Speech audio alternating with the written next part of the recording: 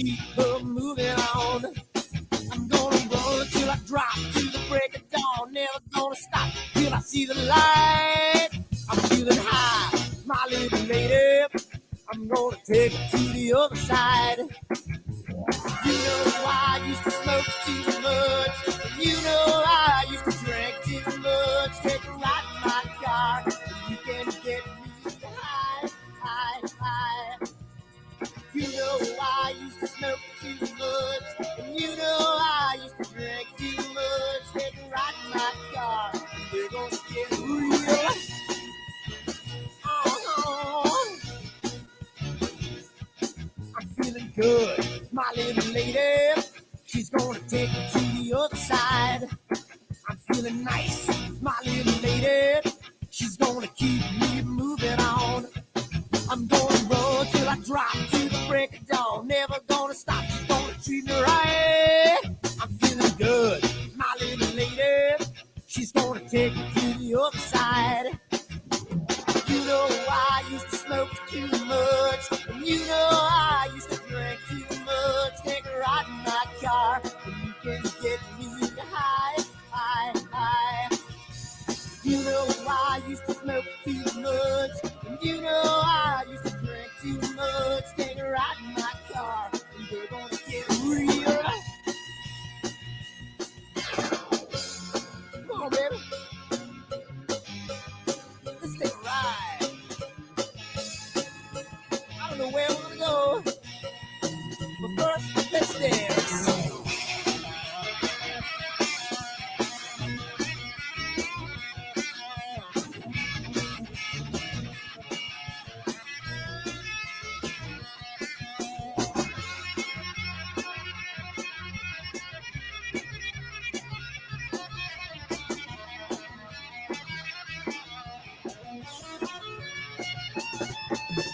You know I used to smoke too much. And you know I used to drink too much. Take a ride in my car, and you can get me high, high, high. You know I used to smoke too much. And you know I used to drink too much. Take a ride in my car, and we're gonna get real. Oh.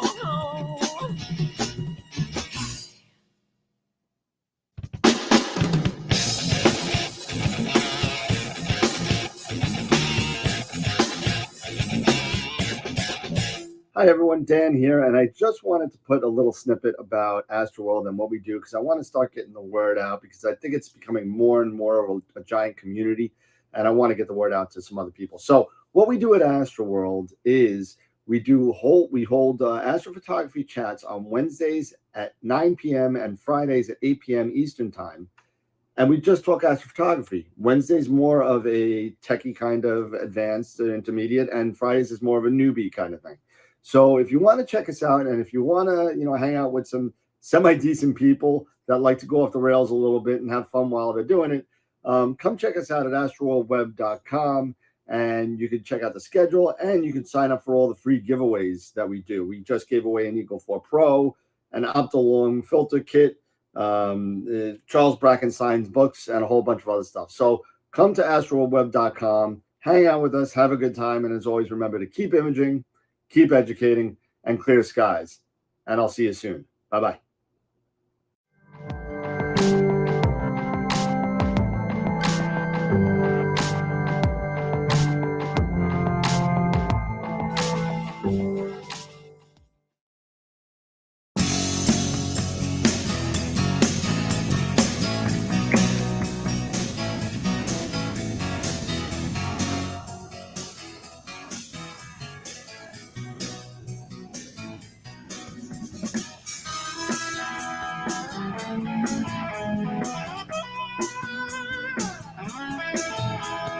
Deborah, things are becoming intense. I ripped my jeans on your fence, hiding away from your man. Oh, it's a passion. Oh, tell a tale of 1,000 lonely days. Yeah, she's the real thing. Yeah, only I can make want to be together. It's so good to be together with you. If you want to be together,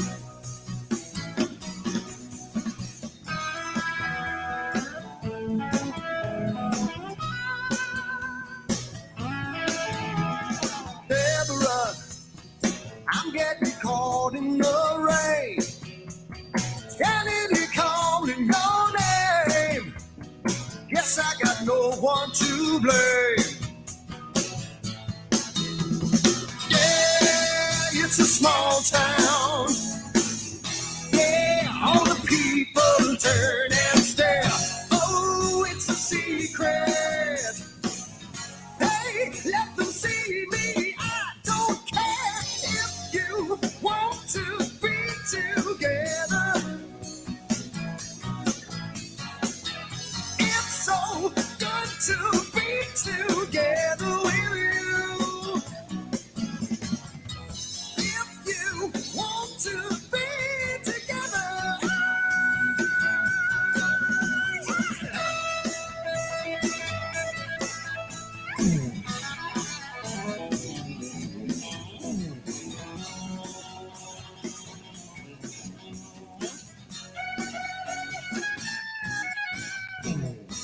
If you want to be together, it's so good to be together with you. If you want to be together, say you want to be together. I'm feeling really good, but it feels so bad. Yeah, so good to be together. Get to feeling. We did it before. We can do it again. I'm tearing out my hair 'cause I don't know when so good. You want to be together. Yeah, yeah, yeah, yeah, yeah. It's so good to be together. Yeah, so damn good. If you want to be together, it's so good, it's so good, yeah.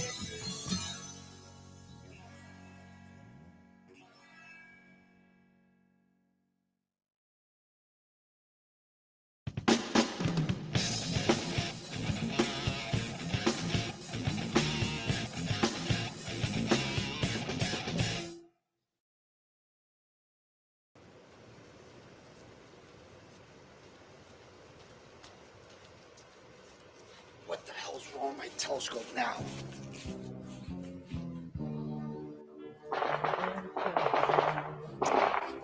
Yeah, what's wrong with this thing?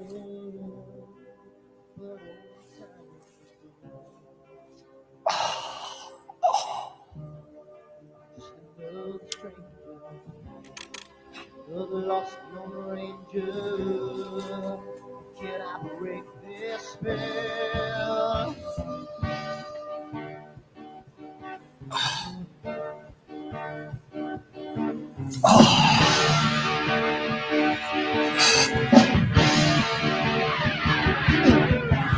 Do one thing right, do I make two things wrong? If I want to stand by the line, I will always take the fall. If I just do the left, I can live from the right.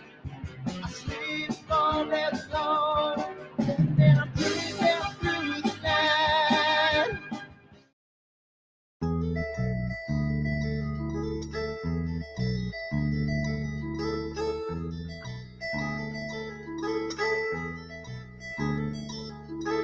I wonder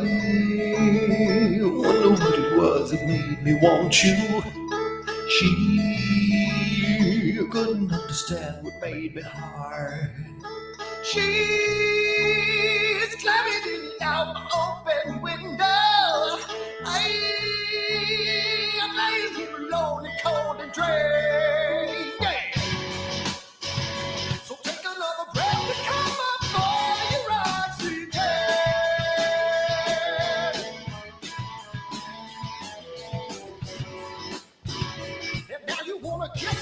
flesh and blood of every man, every man.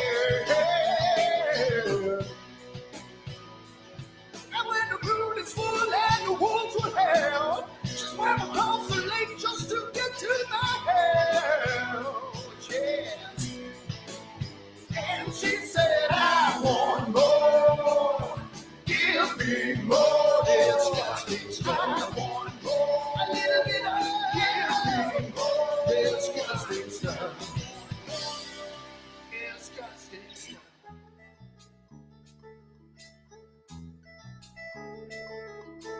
She looks upon a world that's dark and tangled. I never saw her turn her head and shame. She is standing out the open window. I'm lying here alone, cold and gray. So take another breath and come up for your oxygen.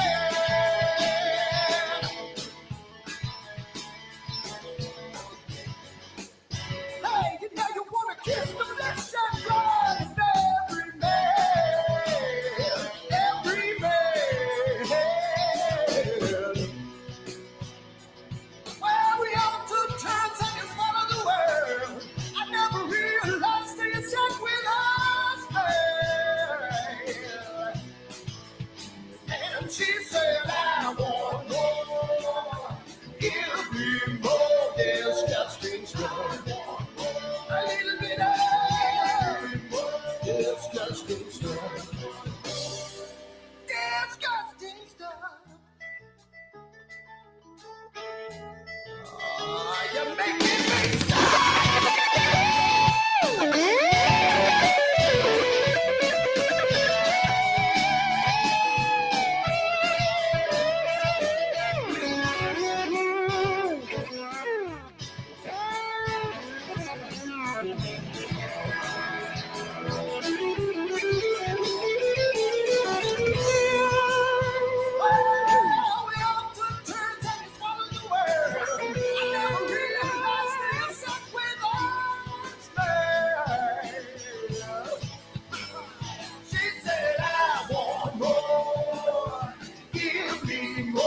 disgusting stuff. A little bit of disgusting stuff. Give me more disgusting stuff. Yeah, a little bit of disgusting stuff.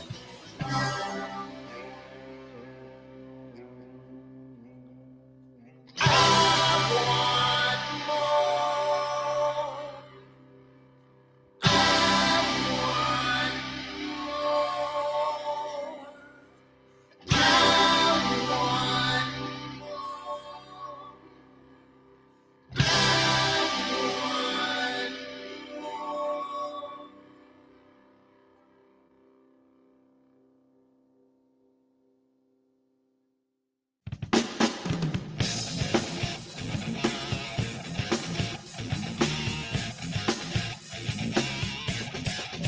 Hi everyone, Dan here, and I just wanted to put a little snippet about AstroWorld and what we do because I want to start getting the word out because I think it's becoming more and more of a giant community, and I want to get the word out to some other people. So what we do at AstroWorld is we hold astrophotography chats on Wednesdays at 9 p.m. and Fridays at 8 p.m. Eastern time.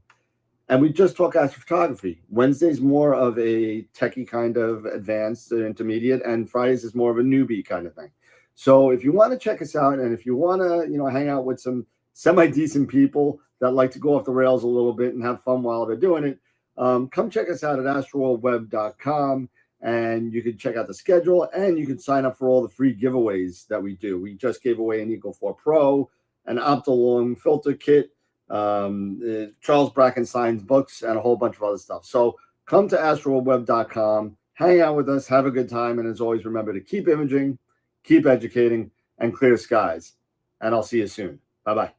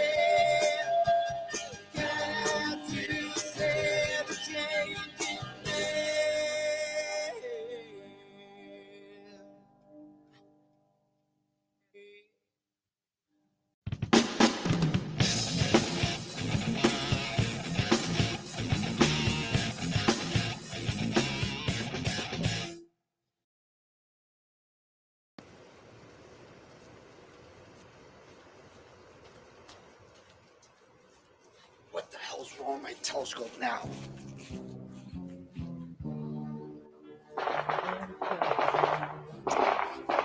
What's wrong with this thing?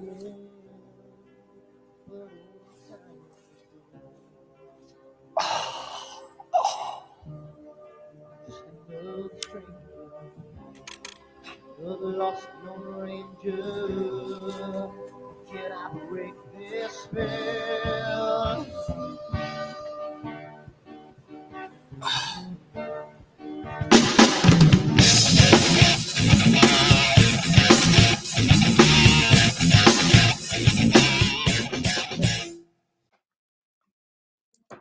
Oh, what happened to Warren? We lost Warren. What? Hold on a second. I'm That might be me. here. I apologize about that. Hold on a second. That might be me. Yeah, must be on the 3 up. Oops, titles. Yeah, that's me. I apologize about that, Warren. No problem. There we go. You're all There he set. is. There we go.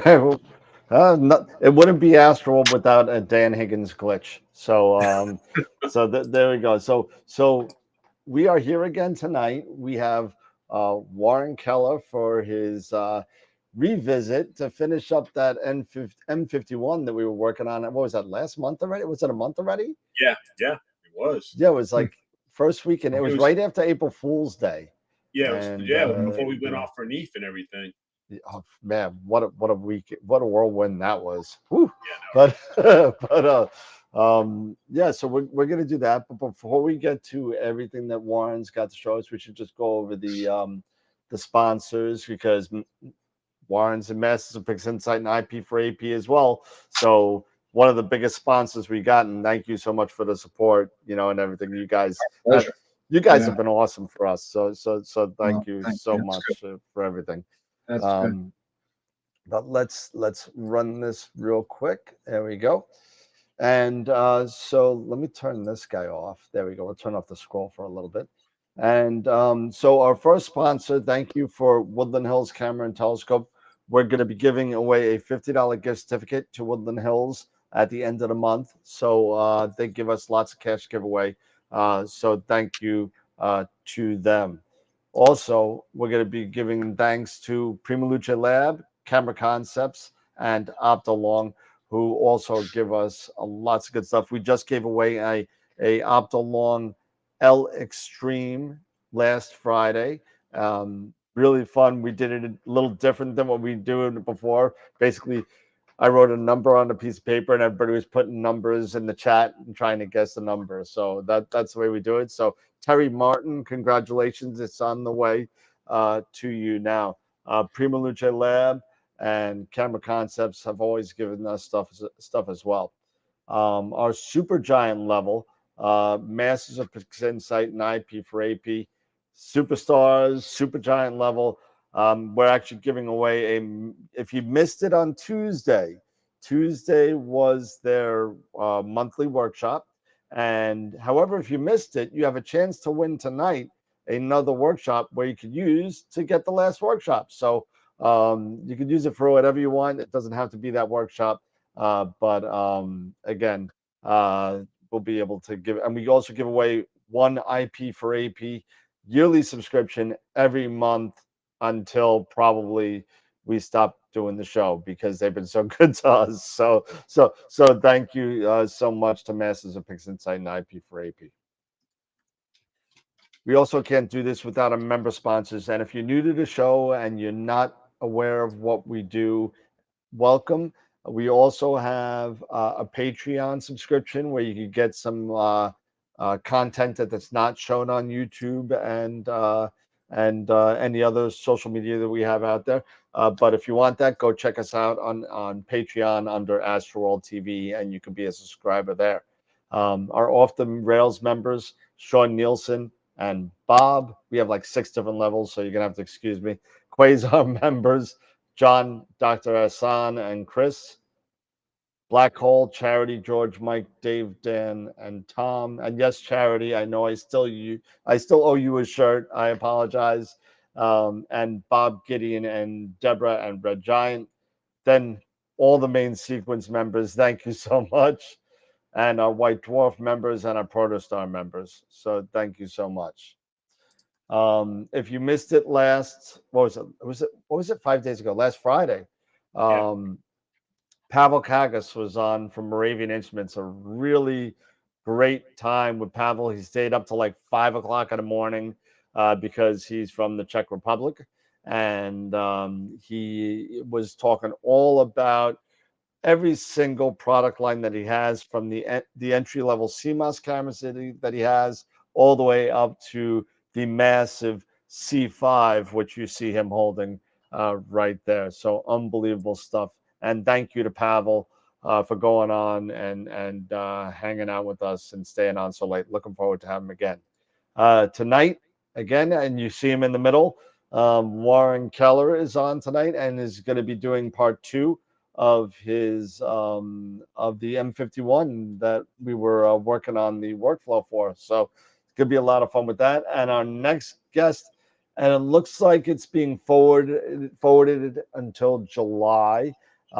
She does have school in the middle of June, wants to take a couple of weeks off, but Helena Cochran is going to be coming on from Helena's Astrophotography, and it's going to be a lot of fun. When starting also to build up the guest list for Astropalooza 2023, December 9th is the date. Wow. The date is here, so December 9th. So Astropalooza 2 is going to happen. Wow.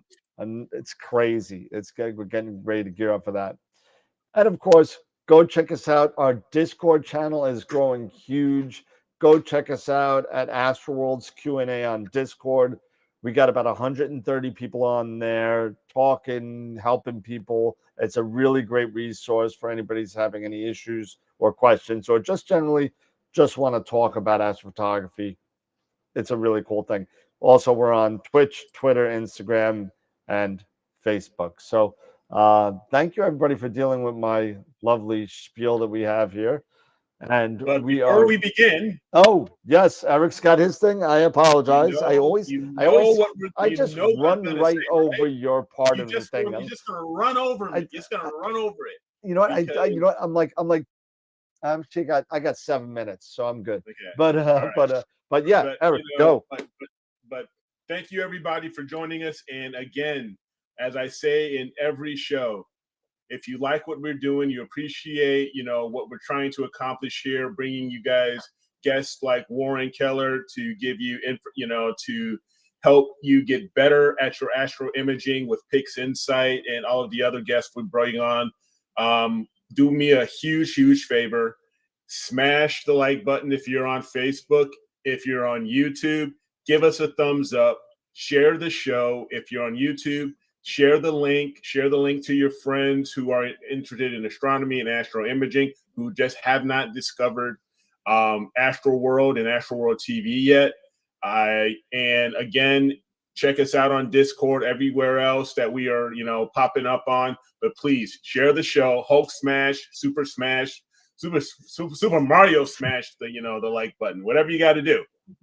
But give us that thumbs up and let us know that you're appreciating what we're doing, and that would truly help us out, help out the algorithm, for YouTube when people want to start looking up astrophotography, to bring us up to the forefront. We would really appreciate that. So start smashing that like button.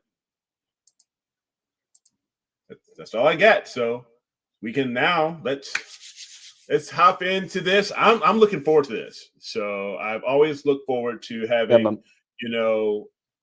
tutorials on our processing to make us better, just take us to the next level. And we have, again, one of the masters of Pix Insight right here, Mr. Warren Keller. Love his books. His books were the Bible for me when I got started with this, and I was getting started with Pix Insight. So Warren, by all means, I would like to turn it over to you, sir. Good entry, Eric. Awesome. Thank you. Thank you, Eric. Appreciate that. And Dan, and hello again. So I'm going to share my screen with you. If I can find that. Yeah, it should be a little red computer. Where is it? Should be right in the middle. Oh, yeah. Okay.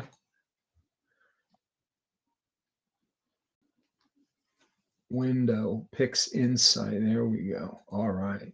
There we Hopefully, everybody can see that. Yeah, I'm going to make you a little bit bigger. Maximize that. Yeah, we'll do that. And away we go, as they say, right? Yes, sir. Okay, so last time, and Dan says it was a month already. My gosh. I know. We started on an M51 Whirlpool because it is Galaxy season, and we thought, hey, that'd be a good object to take on, and chose something from, remember Johnny Batts, the mysterious John Batt, who disappeared from astrophotography, but this was his data. It's not perfect data. It's a little bit flawed, but we have it looking pretty good. And I thought, it was a good choice because it's not a 5-meter telescope in Chile, which some of us are fortunate enough to get to work on that stuff, but not always attainable by all of us. I certainly can't afford that type of equipment myself. But here we are in my very minimal Pix Insight, right? I've got my trusty workflow chronological icons open, which I rely on heavily. They're getting so jammed up here. I really don't have room for a single other one in it. And they're getting hard to really kind of spot where and what they are. But honestly, there's a few things here that I keep in for teaching purposes only, like multi-scale linear transform for linear noise reduction, and for nonlinear noise reduction, TGV denoise is still there. You notice I've got a little bit of bump on the end there, shoved over to the left. And that's because, again, that's for a teaching purpose. If somebody wants to do a one-on-one tutoring with me, because as of the advent of the wonderful tools, the plugins by RC Astro, Russell Croman, particularly the blur exterminator, and talking about noise reduction, the noise exterminator being so much better, so much faster, and so much easier to use, that these guys really could be taken out. But how do we know where we were last time? Well, we're always try to be smart enough to work within a Pix Insight project, right? Because we can open, file, load, we can load a Pix Insight project, and we can return to exactly the way we put it away, put it to bed the time beforehand in the processing session. And so because of that, if I come over to my view identifier tab here and I right click and I say load history explorer, my history explorer will open. I'm going to stick that open a second so it doesn't retract. And so just from the beginning, we started with an initial linear RGB from a monochrome camera, right, a chrominance, and we changed its name to RGB. We cropped it. I'm going to take that out a little bit. We cropped it and cleaned up any of the borders that we don't want to take along for the ride. Remember now, WBPP, weighted batch preprocessing script, offers a auto crop function that you can use to make sure that just the area where all of the subframes fall after registration is cropped. And so you wouldn't even have to have that to do. Dynamic background extraction. which obviously changed the statistics of that image quite a bit. So it got red looking. How would we correct for that? We would just do another auto stretch with the screen transfer function, unlinked though at that point. Color calibration, we wound up using just the standard color calibration. And we ran noise exterminator.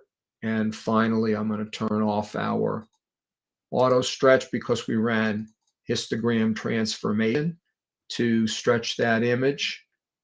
And we can really stay right there for tonight. Now, luminance wise, I think we just had gotten started on that. I'm going to tuck RGB away for a second and pull up that luminance and do the same thing, right? We can either right click here to get to the History Explorer, or we can just go up here to the drop up menu rather than the drop down menu and pull up luminance. And so we can see that once again, we started with an initial state, and let's see, we did some DBE on this, the blur exterminator, and let's see the result of that again, because that's important. So we position M51 here. So, you know, decent seeing, decent resolution on M51 there, but let's see what blur exterminator did for us.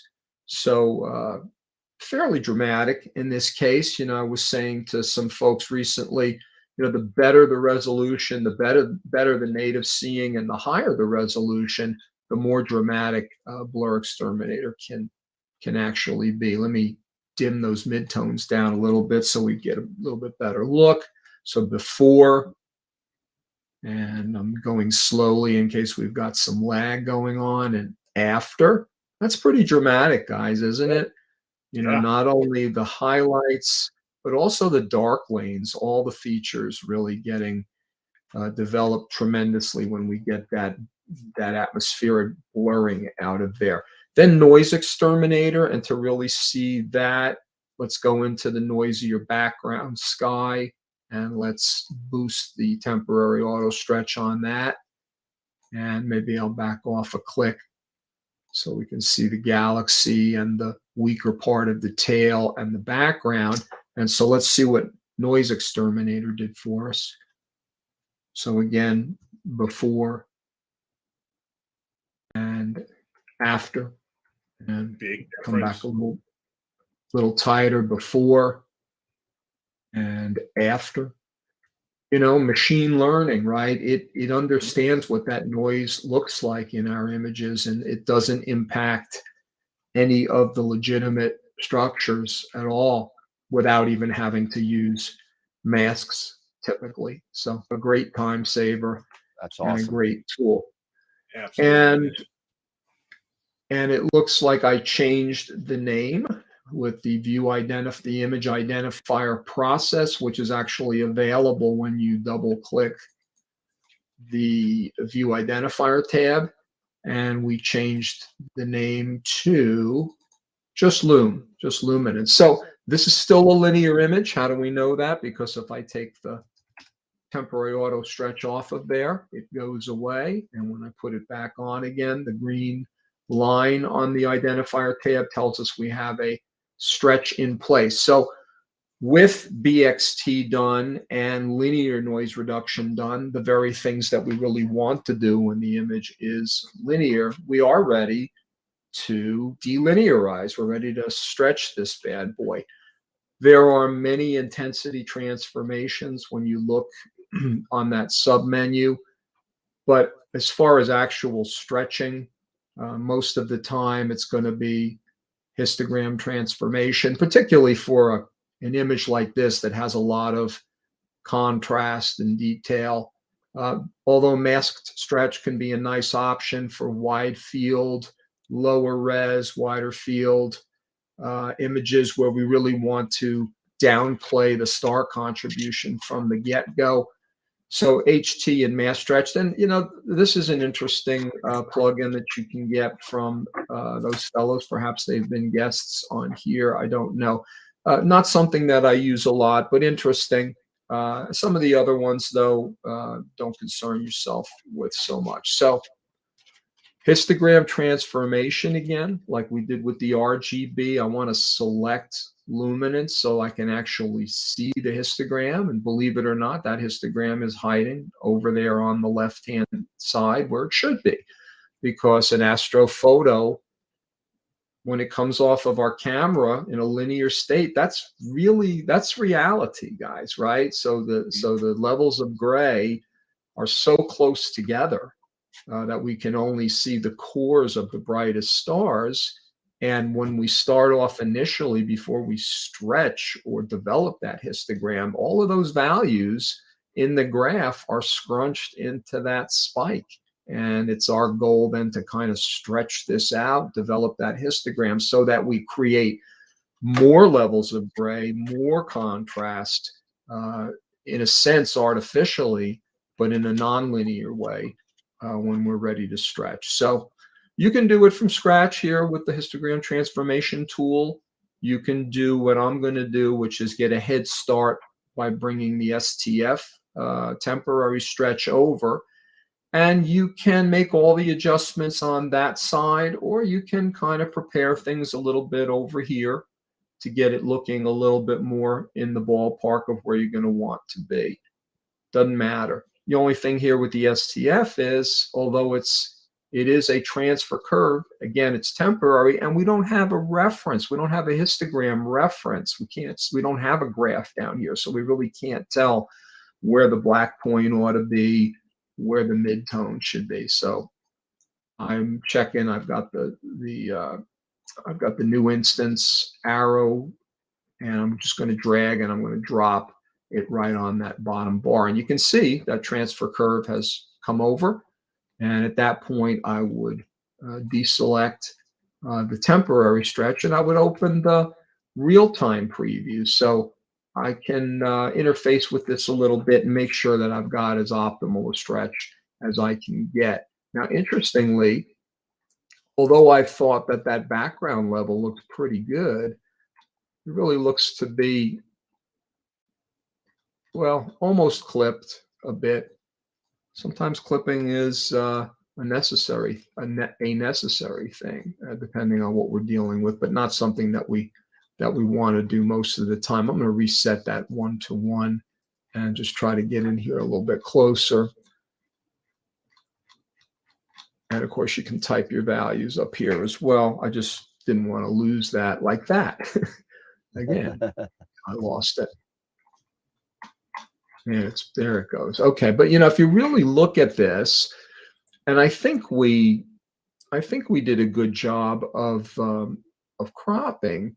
You've got a little bit of an artifact here, and let's see. So if I boost this again, there were some artifacts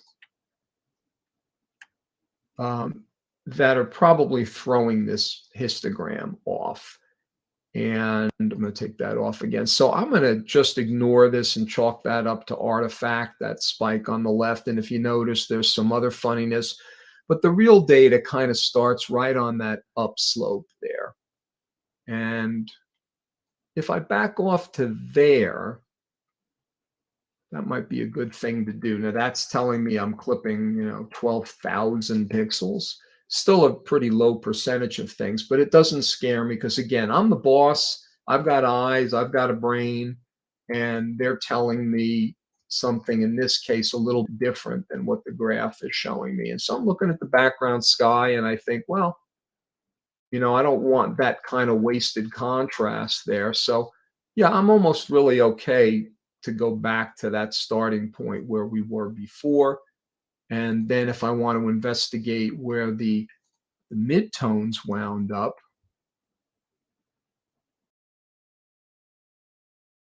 you can drag this box out, by the way, too, which gives you a little more real estate to be able to see the histogram. And one thing I'm always looking at is star halos.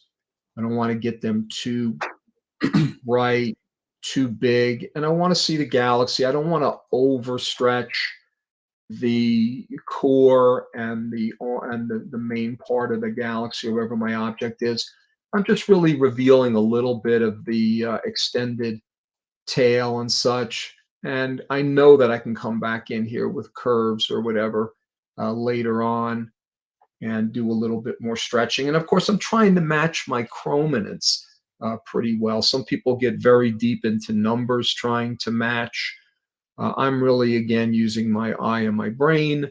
I'm noticing that what's starting out as 0.008 is winding up at 0.04. I'm also looking to see that the spike typically is going to be somewhere in the middle of this first section. There's a dim line right there that falls between the bright lines. And oftentimes your peak is going to sit right about there. But again, I'm the boss.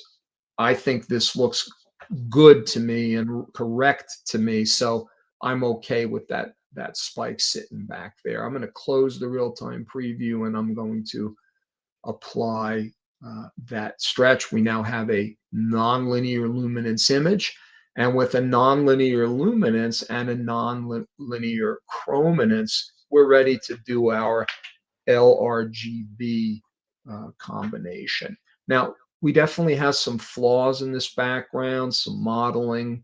I'm hoping and I think that more times than not, when the luminance gets in there, that it kind of takes over and drives a lot of that stuff. I need to navigate over to my loom.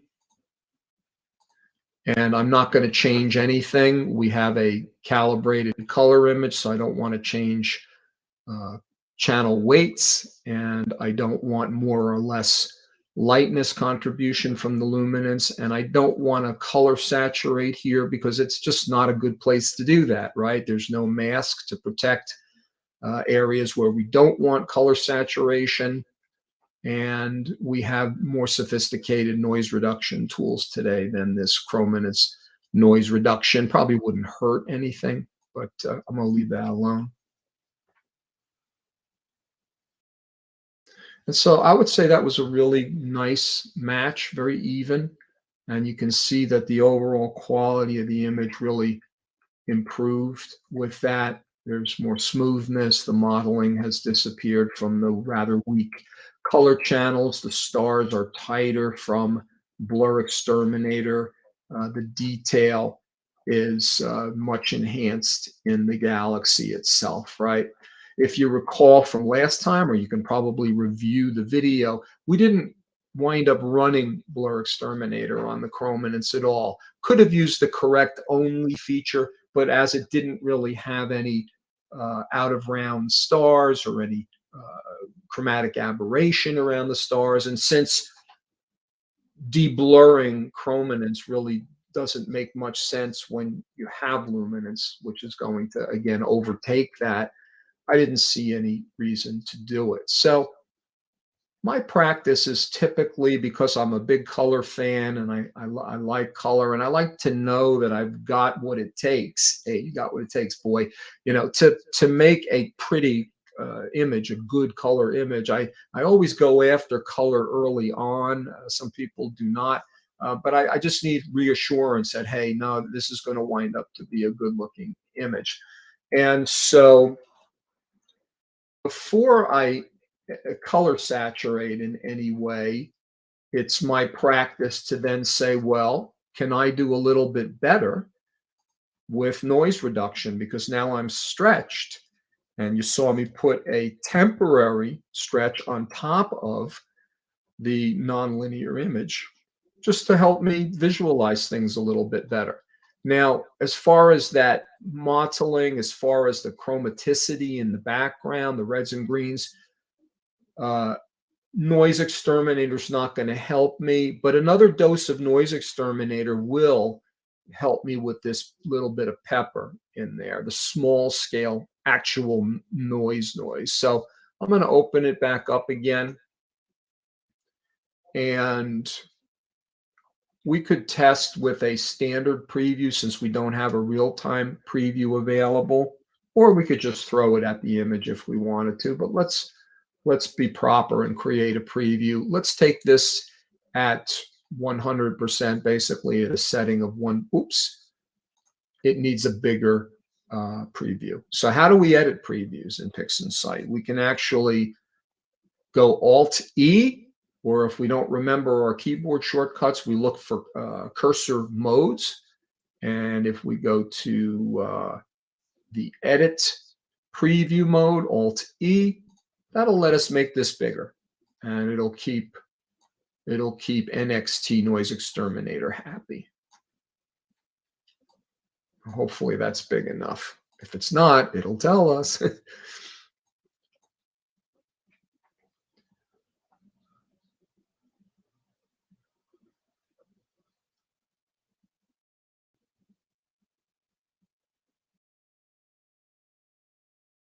Okay, so that's the before and the after. I'm using Control-Shift-Z to toggle before, after in a preview, which is the same as using this if you've got the preview toolbar open.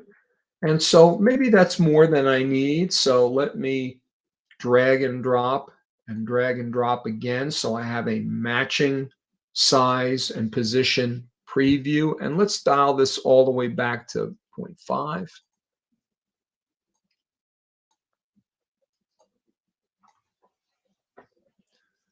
And I don't like the residual noise there, so I'll split that difference again. We tend to call this Warren's rules of halvesies, where we sneak up on solutions 1/2 at a time. Just kind of keeps left and my right brain happy. And of course, we're under a stretch right now, right? So unless you're really pixel peeping, you're not going to be able to see that level of that's enough. I'm going to go preview. I'm going to go delete all previews.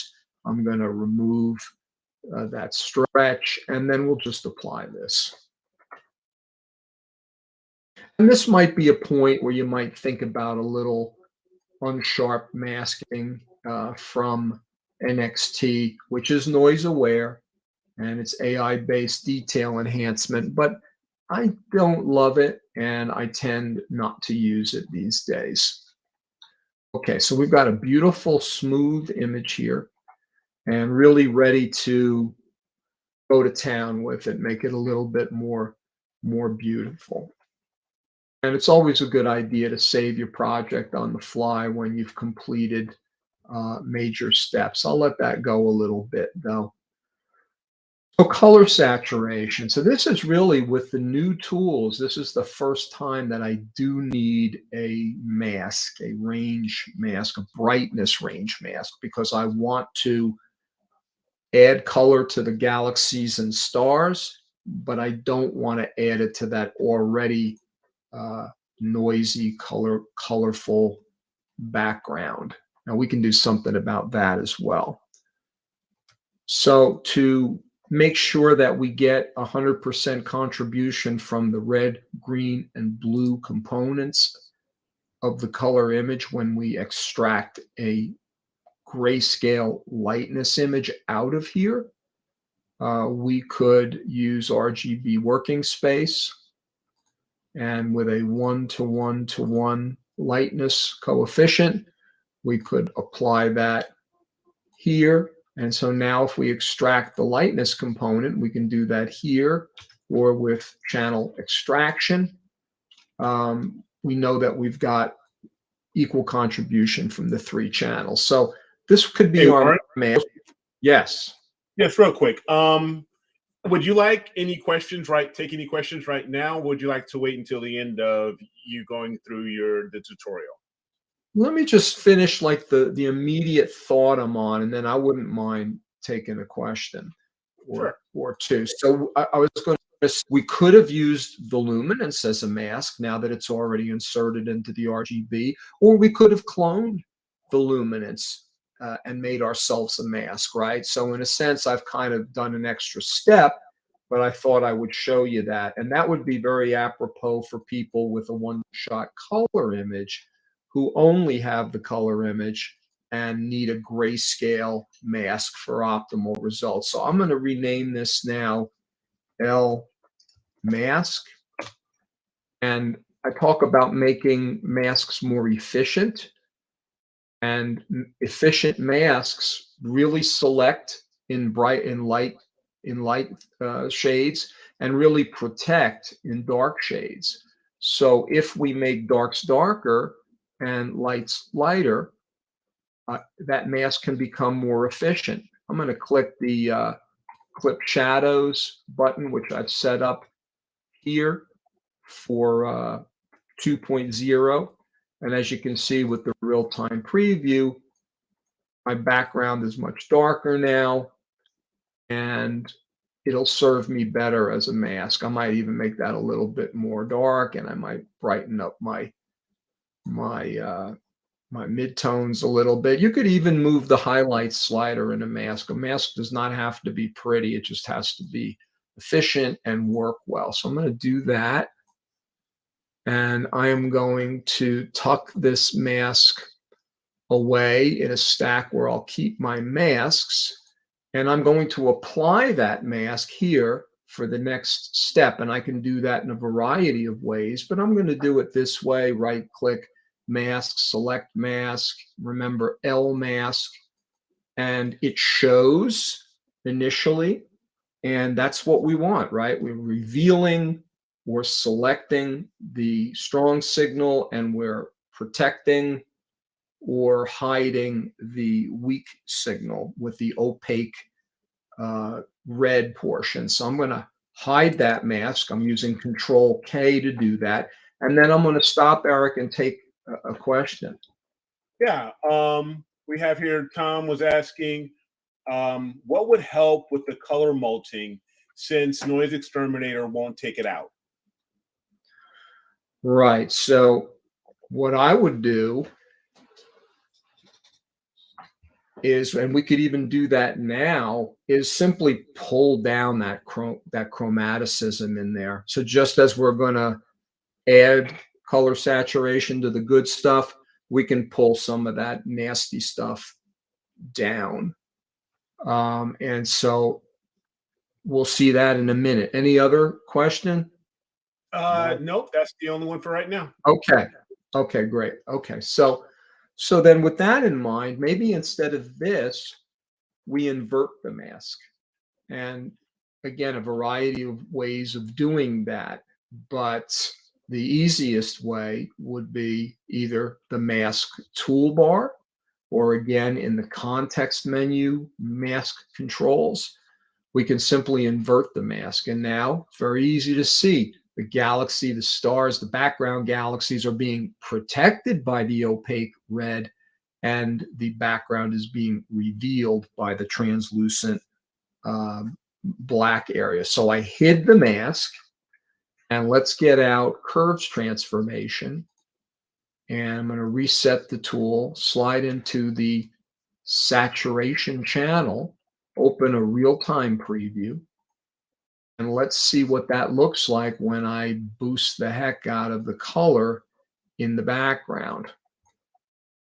I can see it. It's nasty red in there. Let me put a little bit of a temporary stretch on top of that. So we've gone from that to that. So we can definitely see that we're targeting what we want to target, but in the opposite way. So if I take a measurement with my readout cursor down here, you'll see where that vertical line winds up in the curves transformation. And so, it starts, and this is the level of saturation, not the brightness that's being reflected in the curve. So I could measure it 0.05, it looks like. And I could come over here and put a 0.05 if I wanted to, but not necessary, right? We can literally just pull down from that point.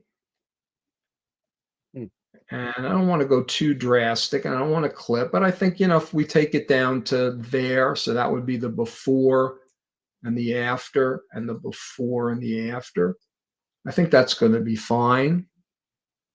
And of course, we do have that stretch in place. And so that's the way we're going to look. So we can apply this to the image. And then we can go ahead and invert the mask, right? So it's currently inverted. You'll see a keyboard shortcut of Shift Control I. If I uninvert it, we're back to what we first talked about. And now we're ready for a saturation boost.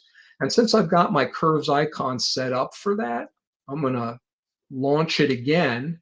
And now you'll see I've got a little saturation curve there. And we can open a real-time preview. We can expand that if we want to. And that's a mild saturation. That's the before and that's the after. And zoom into the galaxy a little bit. That's the before and the after. And I'm going to want a little bit more, but something that I'm cognizant of even at this point is there anything in the field with this particular mask that's rather global that's getting oversaturated already? And I noticed that I do have some bright red stars that are already kind of getting a little bit hot.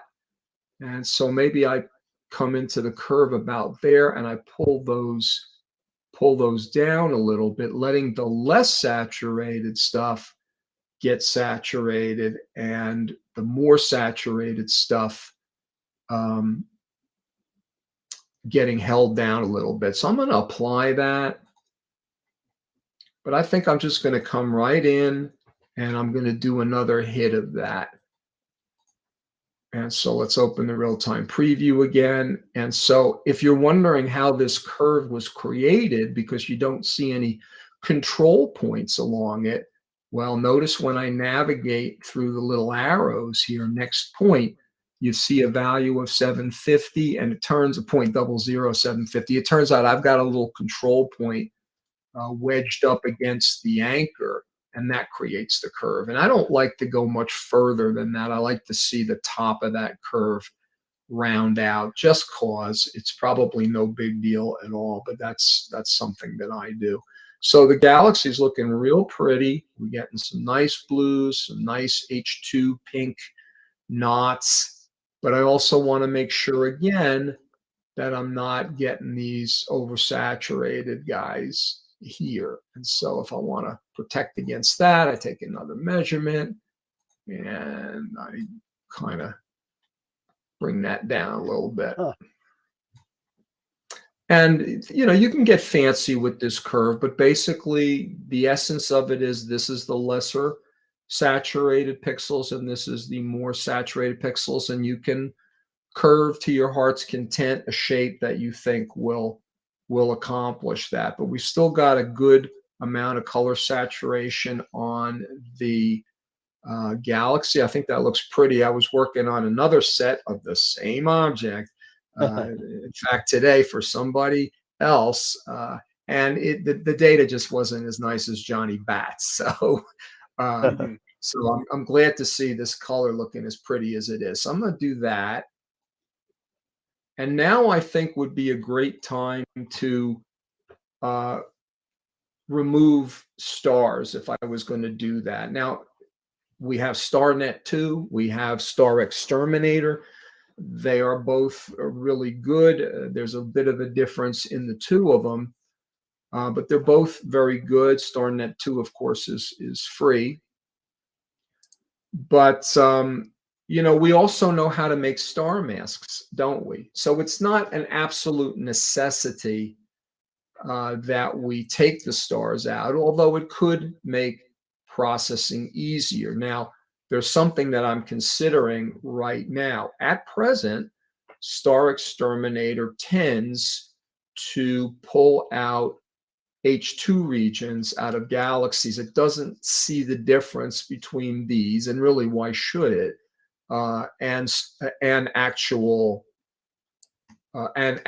stars. And so I've been in touch with Russ Kroman. I loaded him a couple of files to his FTP, and he had the wonderful news that this is something that he is specifically working on and training right now for the next revision of Star Exterminator. So we really have a choice, because I think if I pull the stars out with SXT, there is a chance that I'm going to remove those things. Now, they don't disappear. They just wind up in the star image. And that's not terrible, but it doesn't allow me to work on the galaxy in a whole fashion, right? Because they're not going to exist over here. Let's see what happens. I'm going to take the mask off. And we'll go Star Exterminator. And how about if we just pull a preview here? And I won't bother generating the star image. I'm not sure if this is going to work on a preview. It's not going to. Let's see what happens.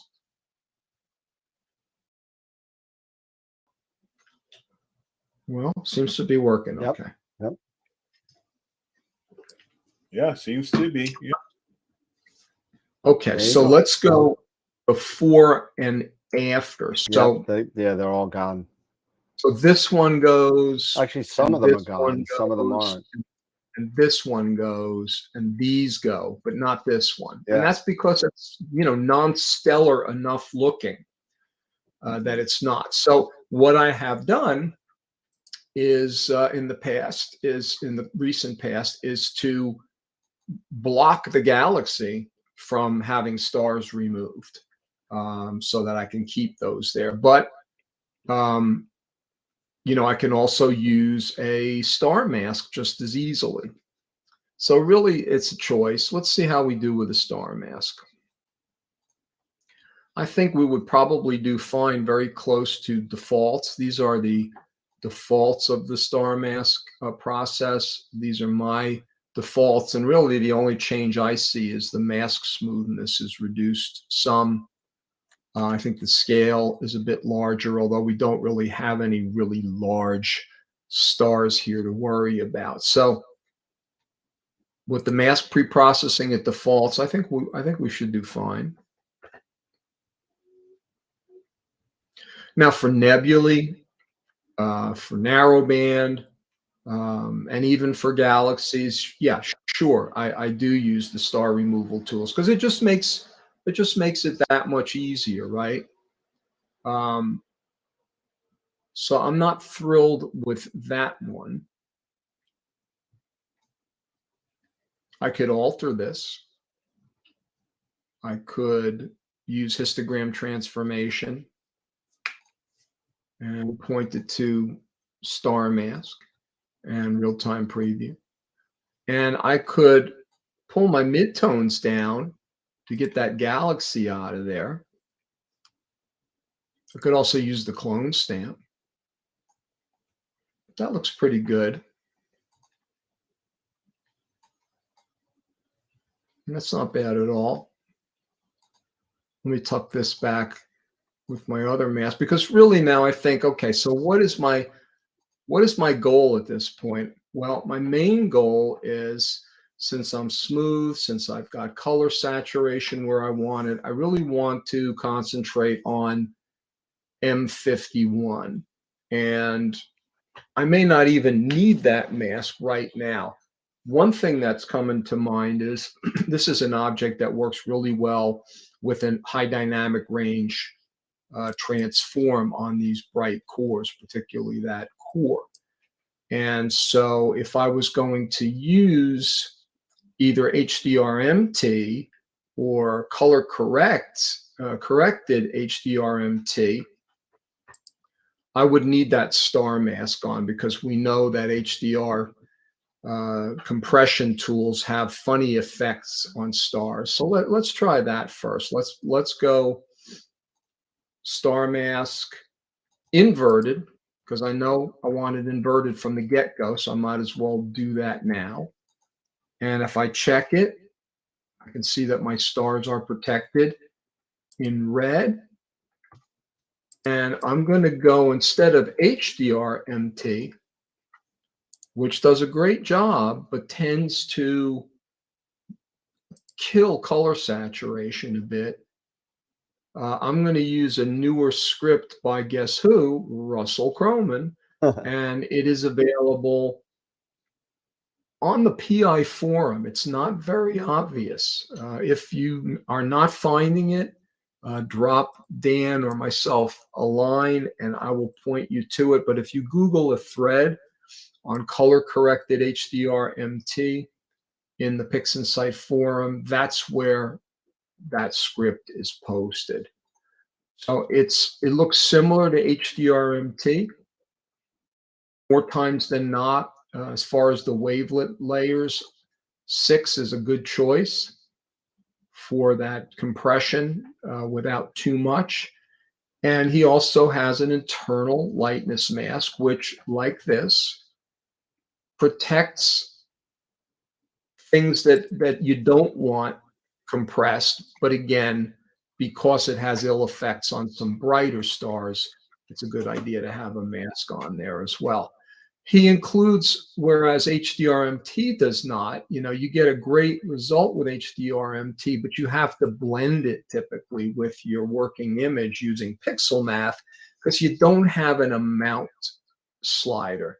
This has an opacity slider. And, for those of us that are familiar with Photoshop, we know the term layer opacity. And even in the tooltip here, Russ says set the opacity in a Photoshop sense. So if I go from 1.0 to 0.5, I'm essentially using half of it, mixing half of it into the working image. It actually uses the HSI color space, and that's what those images are that are generated, and then those go away. So before and after. And I like what it did, but rather than really hitting the core as nicely as I might have expected, it's kind of brought the brightness down on the galaxy itself.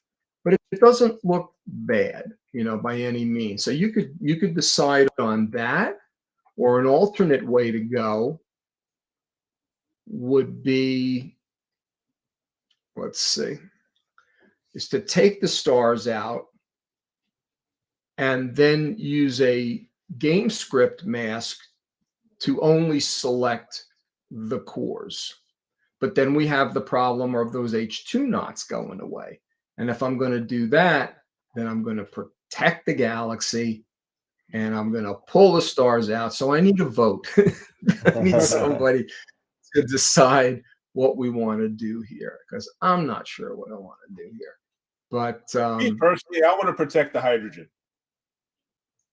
Right. And I would agree with that. So let me save the project. Let me take a deep breath and a sip of water.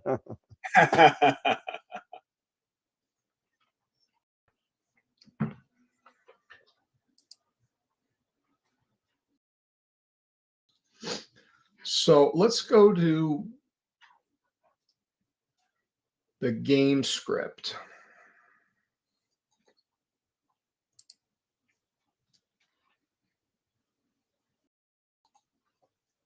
And we can expand that window, and we can use an ellipse around the galaxy.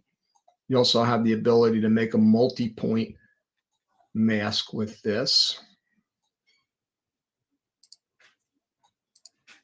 That ought to do it for us. And I generally like the gradient edge mask, because it comes out with a little bit of convolution, a little bit already. And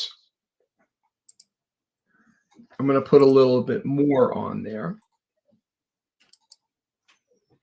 And maybe 25, maybe 50. I generally just eyeball that, I just want that smooth enough around the edges that we don't have any artifacts. We'll call this Galaxy Mask. And I had some trouble last time with this. I hope I'm not painting myself into a corner here, because as I shared with Dan, I had 2 shows this week, Sunday and Tuesday, and I've been processing for other. And I'm like a little bit burned out. It happens, man. It happens. Yeah, I often change that to LRGB. So if I apply that mask,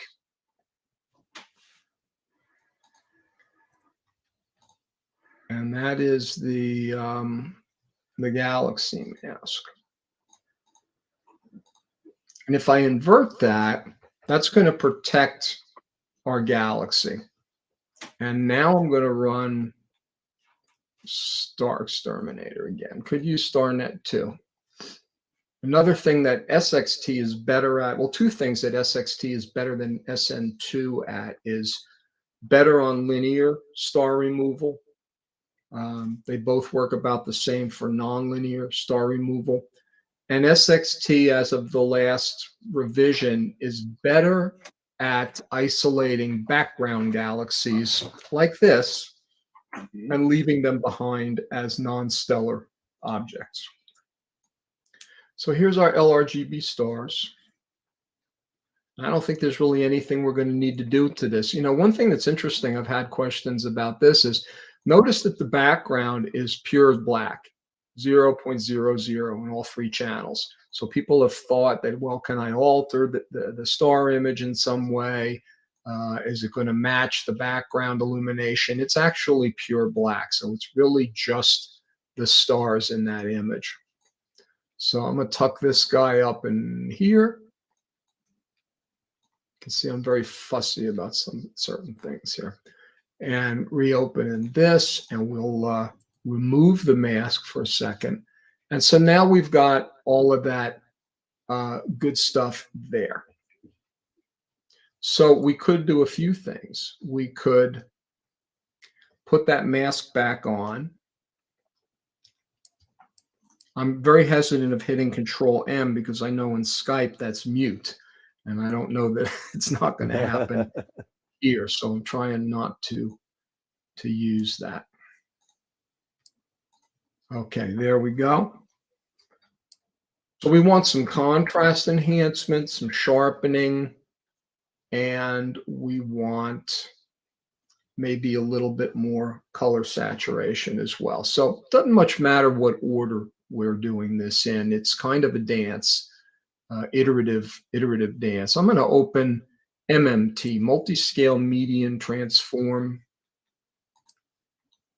for sharpening. You could also use MLT, multi-scale linear transform. Works very well. This is not subject to ringing at all, and so it might be a little bit better choice, but in practice, I don't typically see ringing. So wavelet tools, you know, just real quick. I've gone into a lot of detail in them in the books inside PixInsight, over at our mastersofpixinsight.com. You can come join us for workshops there. The IP for AP component of the subscription videos that we have there.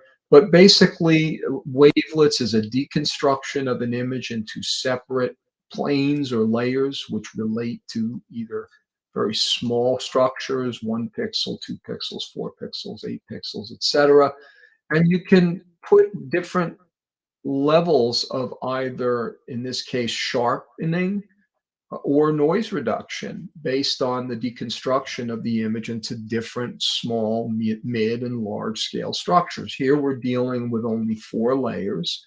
We're using the default MMT algorithm, and we're putting what's called a bias, just, you know, like a bias when you have a leaning towards something. You're pushing those structures up in very small amounts. 0.025, that might even be too much. We'll see. So real-time preview, we need to get connected to that. And I'll zoom in here, and you'll see what happens when I toggle before and after, and before and after. And you can spend a whole bunch of time adjusting these amount settings for the very small or the mid-sized things. But honestly, that looks pretty good.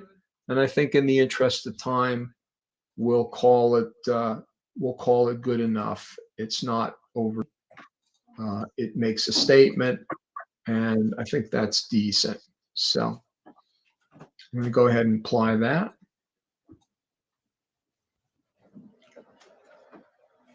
And then as far as a little bit larger scale contrast, Great tool for that, of course, is local histogram equalization, LHE.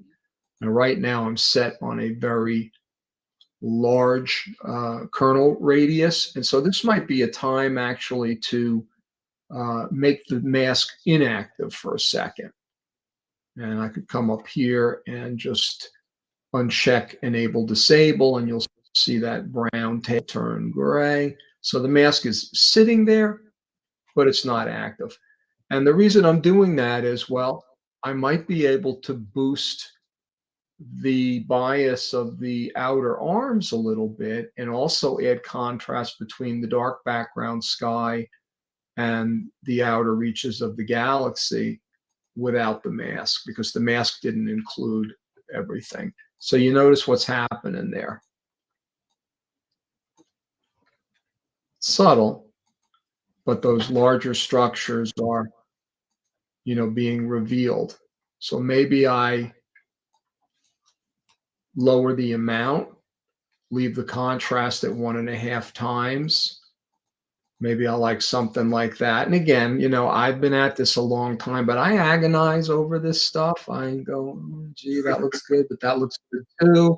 Should I split the difference? Blah, blah, blah. Did I go too far? It still happens. I am not one of the more relaxed processors out there. But I think that's pretty cool. Some of the larger structures are getting defined. And if you thought that was too much, you could lower the contrast amount from 1.5, which is 1.5 times the contrast, or 150% contrast. You could try lowering that. You could try lowering the amount. It doesn't really make a lot of difference which one you're manipulating. Visually, they're gonna be very similar results. So let's say I'm happy with that. As Ron and I always say to each other, you like that? And we'll apply that.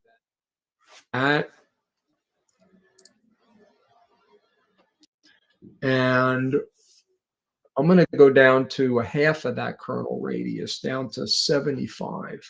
Do another pass with LHE. See what this looks like now. And sharpness and contrast are related. I mean, it's really about what we call acutance, exaggerating edges and lights and darks to make the illusion of sharpening, unlike deconvolution, which is actually sharpening in a restorative way, getting rid of that blur. So before, after, we might go back up a little bit, 1.5.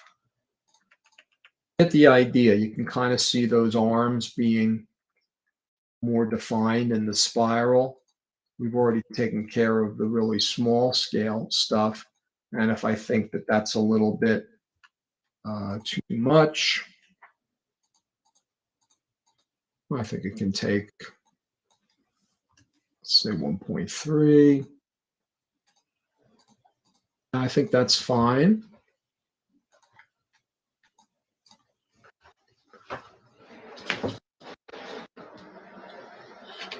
And why not take her down even more, see what we can do. And by this point now, we're starting to cross into of sharpening, because we're getting into smaller and smaller scales here.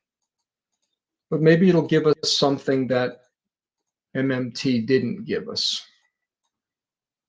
Again, don't worry about which one you're manipulating, the contrast or the amount. It's really going to be a very similar result.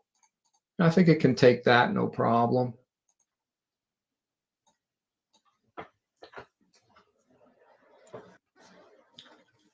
And the only thing I would say is I really should have put the mask back on after I did the largest scales. So when I got down to 75, 25, I really should have put that mask back on again. Why? Just to avoid, doing anything to the background that I didn't want to do. Of course, this little galaxy may have benefited from those changes, and you can just see that very subtle little bit there. But will forgive me and not worry about it. I'm going to come in here with a curve. This time, though, in the lightness channel, it should be. I'm going to measure in the background. I'm getting a 0.06 there. And something about like that. Let's see where that's falling. And then I'm going to get a sample of the arms, the outer extended arms of the galaxy, which is at about 0.11. And again, you don't have to be on the money with this stuff. I'm just showing you where it's falling on the graph. Let's open a real-time preview again. Boost those arms up some, but also hold down the highlights and maybe just add a little bit of contrast in the midtones without getting them any brighter. And if we like that, maybe it's a bit much. We can apply that. But while we're here, well, I take that back because I definitely want a mask for that. So let's apply the lightness boost. Then let's put that mask back on.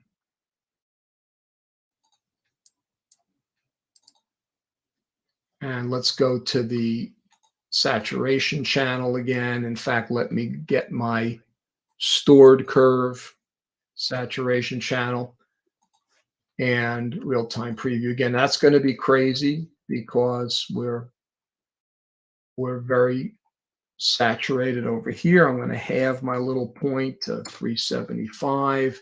Now we're getting more in the ballpark. And of course, this is the realm of absolute taste, right? It's all about how naturalistic we want to be, how provocative we want to be, how we feel about color. I tend to like colorful, but obviously not garish or overdone. That looks pretty good to me.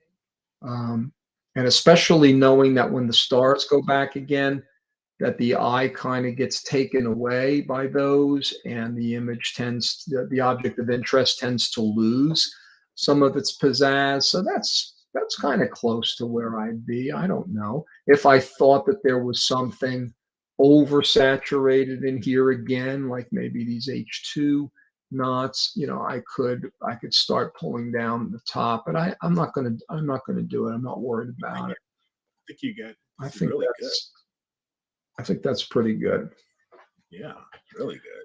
And so a couple of things come to mind, like dark structure enhance script, which can be nice for dust lanes of galaxies and nebulae, but also has a tendency to not desaturate, but blacken the browns. And we really like those nice browns. And so, just for the heck of it, we'll try it.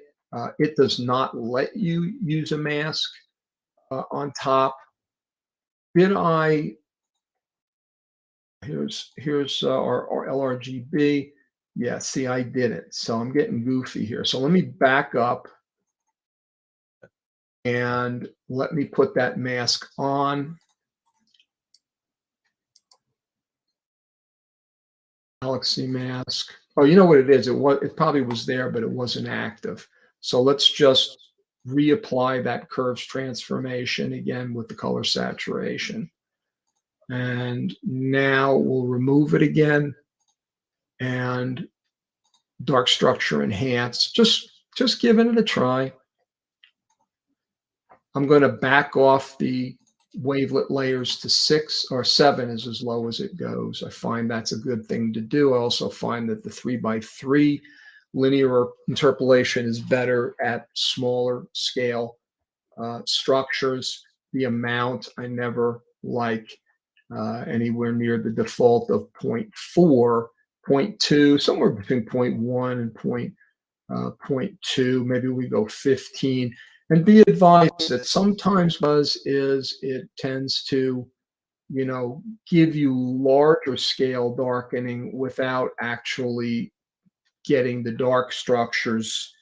But in this case, yeah, I like it, right? Notice here, notice in here, just adding a little bit of contrast. Yeah. And it's also affecting the dust lanes. And so let's see how we feel about that. Before and after. I might go a little bit lighter. And unfortunately, it's not. This is not sticky. So every time you open it, you got to remember. Okay, 6, 7 rather, and 3x3. And what were we at? 0.15. Maybe I go to just 0.1. You're never going to need more than one iteration.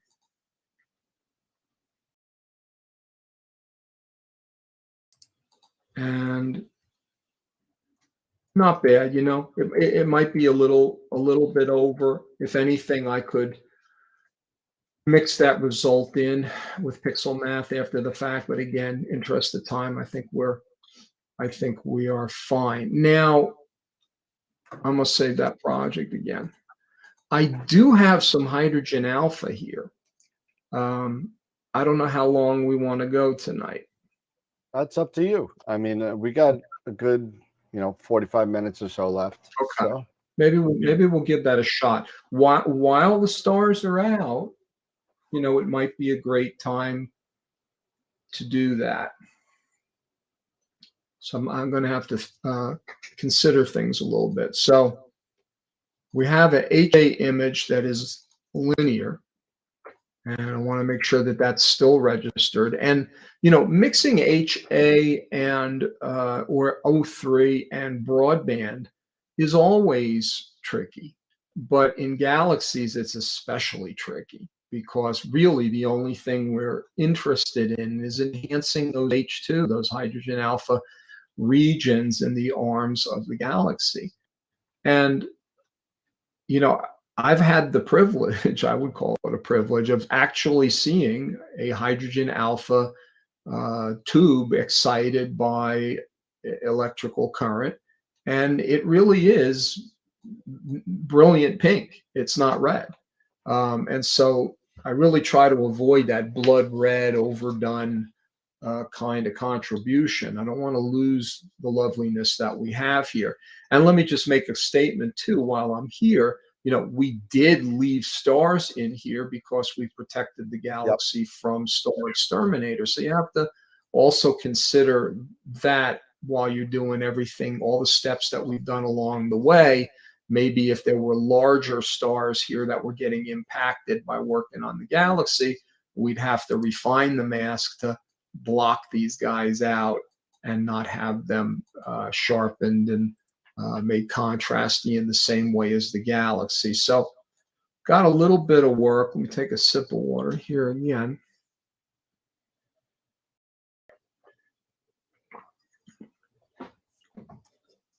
It would be great to get rid of the stars, but we run into the same problem.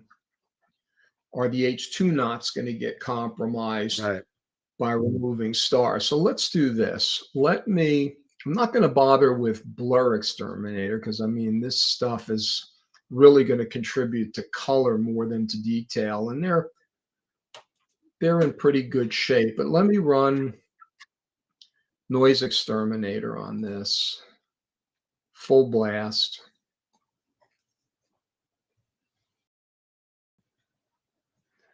And in getting ready to stretch this, I'm going to stretch it in a very particular way. HA registered. I'm going to try to make it look more like what the purpose that I really need it for. And so I'm going to darken that background up.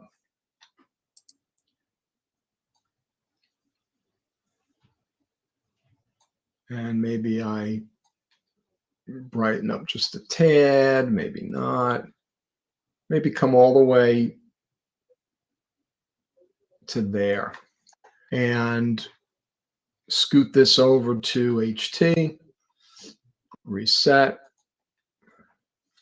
I'm not going to bother with looking at the real-time preview because I know I'm probably clipping the heck out of this for the purposes that I need it for. Now, here's something interesting. You may see some different expressions out there for, I call it the continuum killer. And it works with an R channel and the HA, and this may work for us. So let's see. So we need, from our working image, we're going to need a red channel out of here. And just to play it safe, I'm going to apply again RGB working space at 1 to 1 to 1. I could pull the R, the G, and the B out of here with that shortcut to the channel management, channel extraction process. But how about I use this RGB color space, just R, and there's our R. And I think for expedience, I'll try I'll just name this R. And we're going to go to our HA image.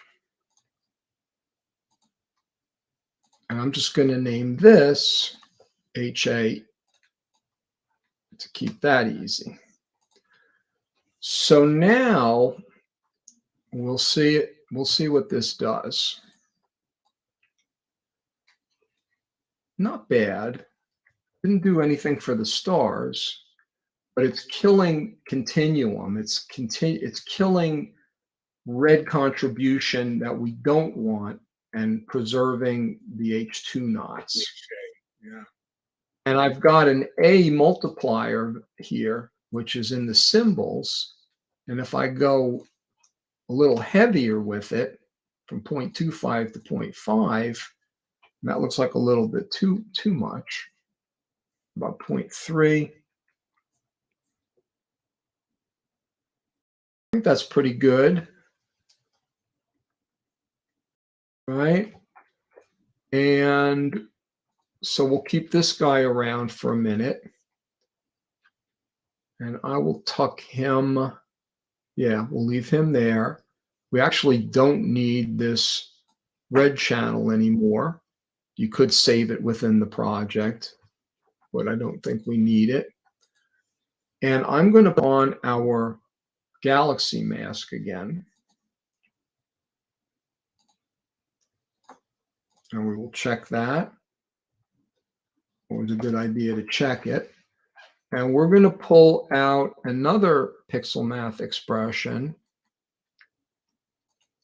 which probably had its birth with people like Gerald Weschselberger, who was really a PixInsight early maven, particularly with pixel math. But this was adapted by our own Ron Breacher and simplified, I think, and it really does a very good job.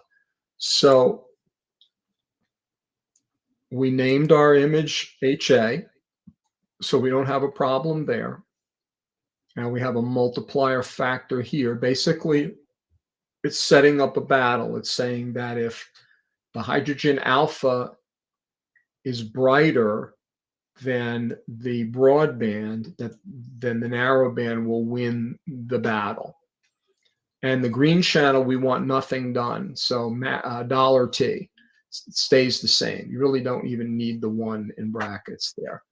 And for blue, since we know that HA is actually pink and there's a hydrogen beta blue component to it, we've got a little bit of an if and only if statement. We introduce a little bit of blue to that. So I think all the expressions are correct because the image is named HA. I changed it. So let's see how we do there. and nothing else. We're not rescaling. We're just replacing. And here we go.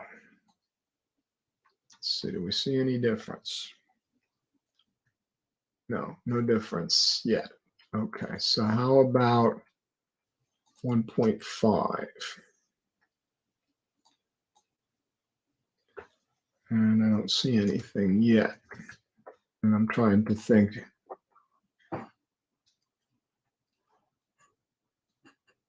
There we go. There we go. Yep. There we There it is. powers. Okay, so That that's was a big punch. yeah, that's a little bit too much. We didn't see anything at 1.5, so let's go back to 1.75. That's nicer. Yeah. And maybe that's as much as we do. Maybe we go up to Yeah. 1.8. Just see the difference. And of course, there are many ways to skin the proverbial cat, but this was a method of, one way to go that you might like that'll work. If you didn't want to use the continuum killer expression, you could refine that stretch with histogram transformation and really get those HA knots to speak. But what's neat is you don't need as much mask work as you did before. And do I absolutely need this mask? Probably not, but it just avoids, and just in case there's any HA contribution that's going to beat out something in the brighter areas, just better safe than sorry. So got to add a little bit of HA there.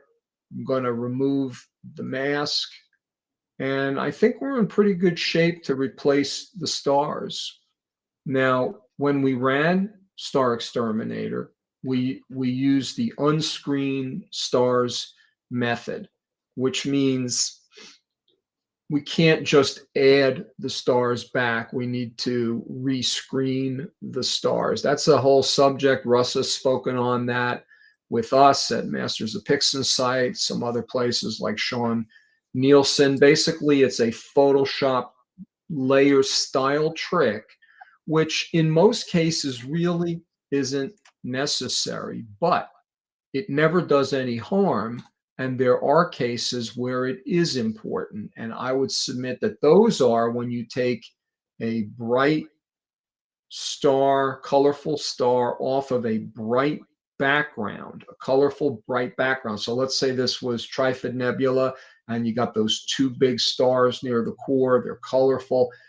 If you don't unscreen those, when you alter the image and put them back with a straight add, those stars get very dim and very discolored. And so it's always a good idea really to unscreen your stars. But rather than add the stars back in a straight add, we need to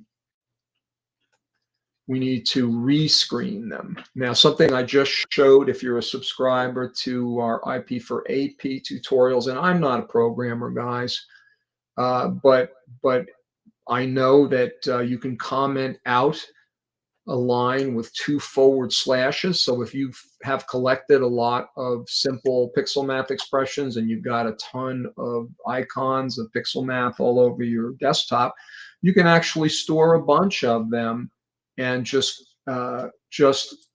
make active the ones that you need at any given time and leave the other ones commented out. So LRGB stars, I think those are the right names, but let's go to the expression editor and just make sure. Yes, indeed, LRGB and LRGB stars should work fine. Now, I'm just going to go ahead and apply that. Our stars are back. I don't think they need to be minimized at all. I think they look quite nice in this field. Yeah. And I think that's a pretty darn good result for what we have. So I'm going to save the project. And without a lot of fine finishing work, I think we really wound up with a good image and not having to fuss with it too much more. Yeah. So I'll put it back to you guys, and if there's any pressing questions, we can talk about that. No pressing questions right now. But yeah, I think that, you adding in that HA, and we were talking a little bit about this as well, if you have a galaxy that can, like M51, where you can grab that HA and bring it out, definitely take advantage of it. Absolutely. Yeah. Get it himself. HA makes these galaxies fabulous, and I have to tend to agree with him on this one for sure. But the only cautionary tale there is you see a lot of these M31s and M33s that they're very colorless. They have not done a good job on the galaxy. The galaxy is almost white, and then they've got these very red dominant HA knots in there, not really respecting that pink. Another thing I'll say, because I have had, again, the opportunity to work on a lot of very high resolution instruments. It's amazing in good skies in the broadband how tight and colorful and pronounced those H2 knots are. So in those cases, it really is almost superfluous to take the hydrogen alpha. But at lower focal lengths, they just don't see, and also, in less perfect sky conditions, they don't resolve all that great. And so, yeah, it can be a really nice addition to add the hydrogen alpha in there. Yeah, Warren, if I could just cut you off for a second, you just got to exit out of the screen share so we could see you real quick.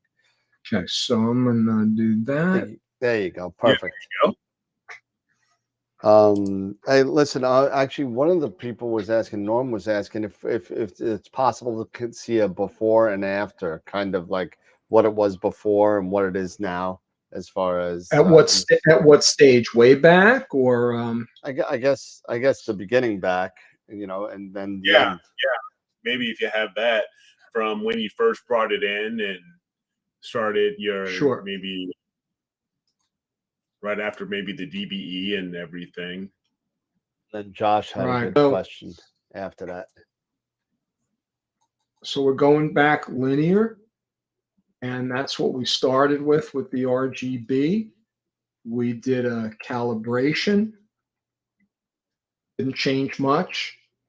We did noise exterminator, which again kind of made for a lumpy, clumpy, modelly look that I don't like to see. But it's not a artifact. It's just a product of the relative weakness of the signal that we see kind of all of this stuff in the background. But we did a are you meaning to share this on the screen, because we just see you? Oh man, yeah. Sorry. I know that was all me. All right. Hang on everybody. I apologize. There you go. Back. All right, so I'm gonna make you big again, so let's see. We started with a crop, and we ran DBE. Yeah. And we color calibrated. Not a lot of change there. Noise exterminator. Histogram transformation. Bada boom. Yep. And then we did our LRGB combination. And of course, we'd have to look at the luminance separately, but there's the LRGB combination. And so that's dramatic, right? Because now we're getting the blur exterminator and the better quality signal from the luminance. Yep. And we ran a little bit of noise exterminator again. We added some color saturation and some more color saturation. Yep. And this is when you're working more and adding in those masks. Right. Right. Yeah. And took the stars out, but protected the galaxy. so we didn't lose our H2 knots. And again, they don't disappear, but they would have been sitting over there in the star image and hard to address in the way that we can when they're sitting where they should be in the galaxy.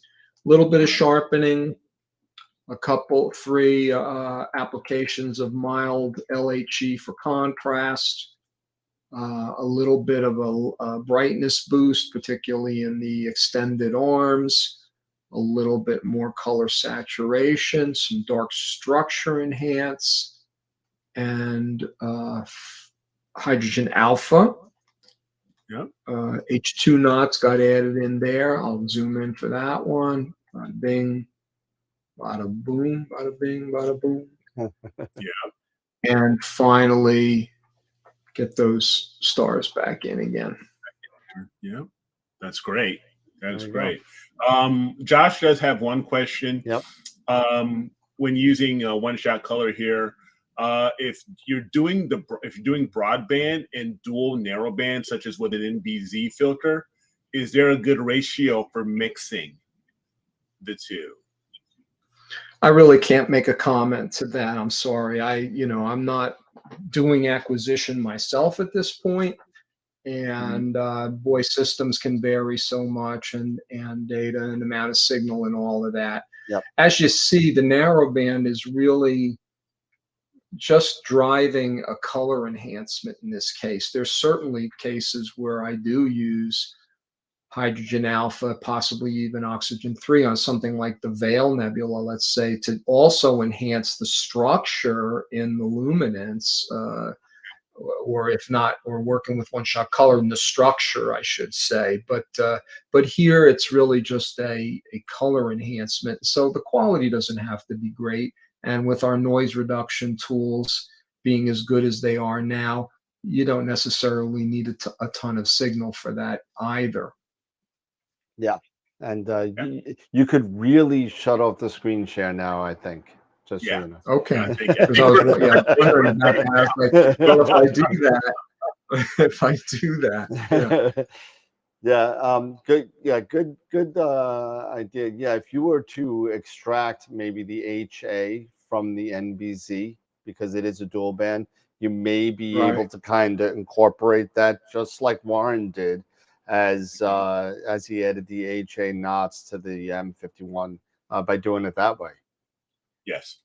Yeah. And that's what I would say to that, Josh, is is just, for grabbing that hydrogen alpha data and then just bringing it in and subtly adding that in there, that's like Warren showed. Yeah. I think that would give you a good.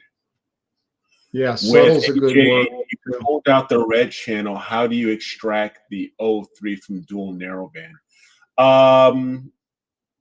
I'm sure there are tutorials out there when you're talking about dual narrowband on methods on how to extract one, HA versus the O3.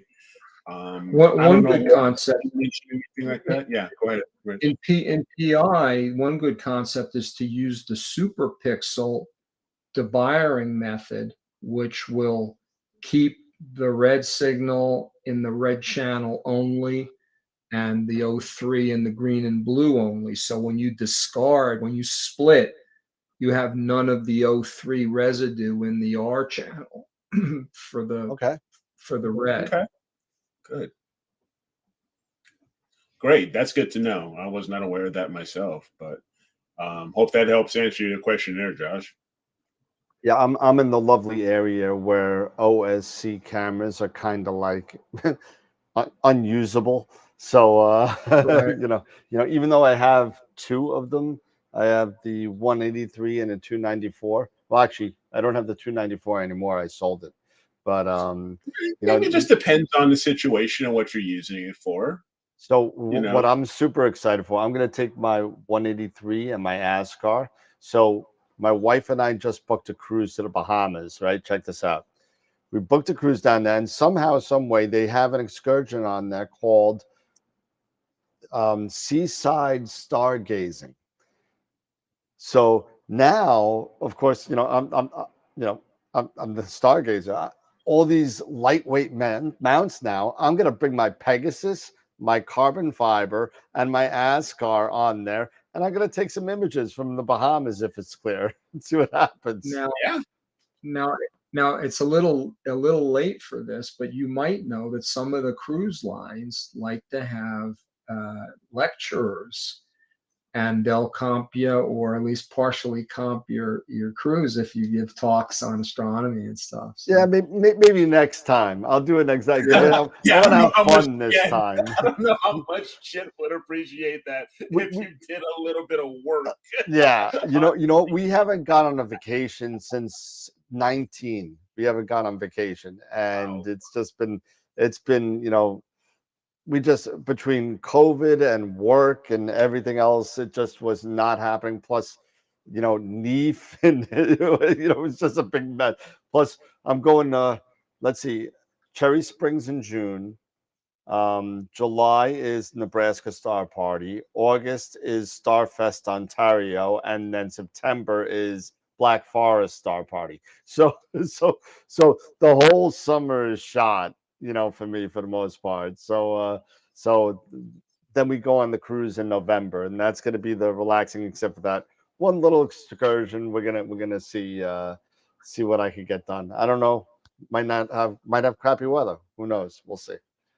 But at least it's Josh, these little also, things now. There's these little, the mount head fits in a little box, like a foot by a foot, So it's like, just carry it on, carry it on.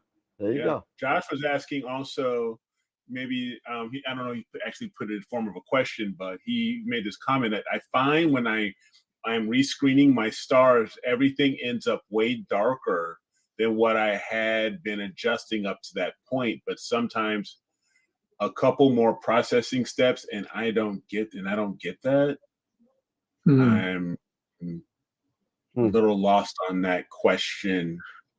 I think what he's saying is but that I'm not 100% sure that I haven't seen that before, but it really should not do that. Make sure that you are not rescaling, that you don't have rescale checked in Pixel Math. Okay. And there you go. I think that's going to be your gotcha. There you go. Let's give it a shot there. Yeah, awesome. Due to lecture, it's now a tax write-off, I was told. So yeah. You can tax write off the whole vacation. There you go. Yeah, there you go. Yeah, but other than that, I don't see any other questions right now, Warren.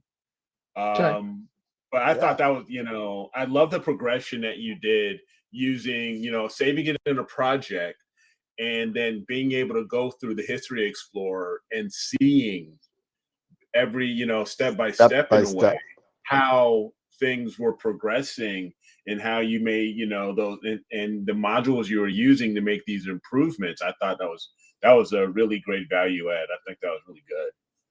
Show everybody. And there's just one thing I can't impress upon the newer people that are out there that are just starting to kind of play around with PixInsight and play around with things. It's super important to make sure you have the history of that main photo intact, especially when you're starting out. A lot of people that are new, okay, I do DBE. Okay, I'll get rid of that, and I got another picture. And then you know what? I'm going to do noise exterminate. I'm going to get rid of that, and then I got another picture. And now when you go into the history of the picture, there's nothing there because you're constantly building. And I love when you see, they've saved out like 12 different images that says after DBE, but before color calibration, DBE and color calibration before. No, the History Explorer stores everything that we do. The history states, the settings, the previews, the masks, even the zoom and the pan, the positions. It's like a system ghost. It preserves everything we do. So just get in the habit, get your master or masters in there, create a project, save it, and then keep saving it as you go. and keep that history intact. Yeah, Keep it right. intact, because you know Yes. what? Sooner or later, what's going to happen is you're going to erase one of the pictures in the middle of your project, and you're not going to know where to start to go see where things go wrong, because things will go wrong as you're playing Right. around. And Right. if you're not able to, get that time warp and go back in time and see and say, oh, well, yeah, that doesn't look right. Okay, that's where I made the mistake. And then you could literally start from that point and redo it and then rebuild a new history. You could actually Right. even go further and say, you know what, I want to save, step 7 is where I screwed up, but the rest I think is okay. Let me save 8 through 15, pull that over as an instance, and then fix 7, and then reapply all the rest in a Yeah. GIF. You could do that, and it saves a time saver.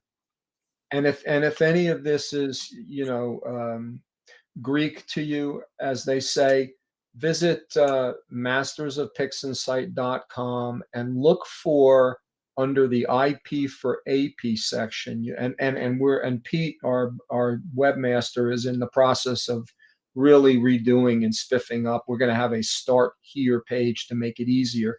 But under the IP for AP, you'll see primers and previews, and you've got 5 free primer videos that talk about what Dan's talking about, how to set up PI, how to navigate, how the little doodads, the GUI works.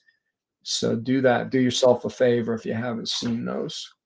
We had a couple of questions pop up, Eric, if you want to grab them.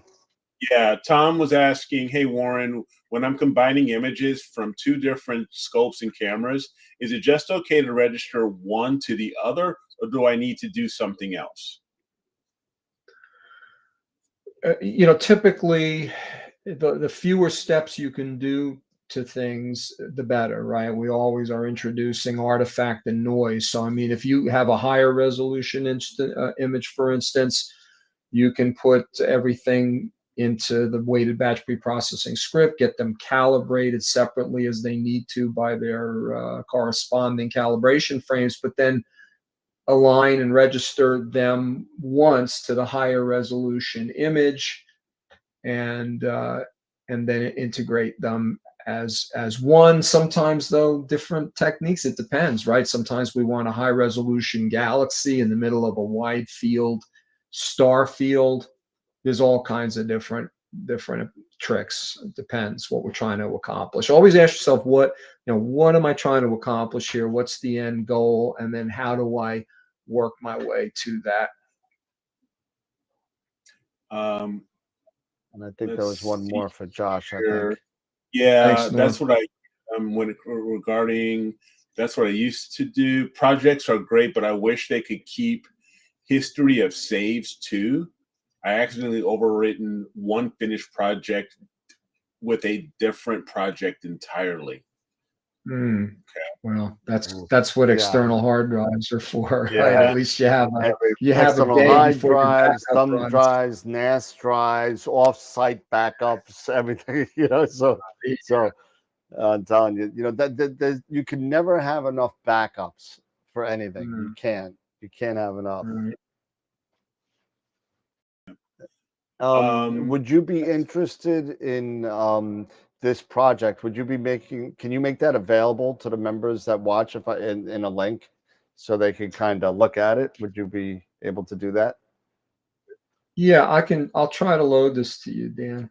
Yeah, if you could just send me like a Google Drive link or something.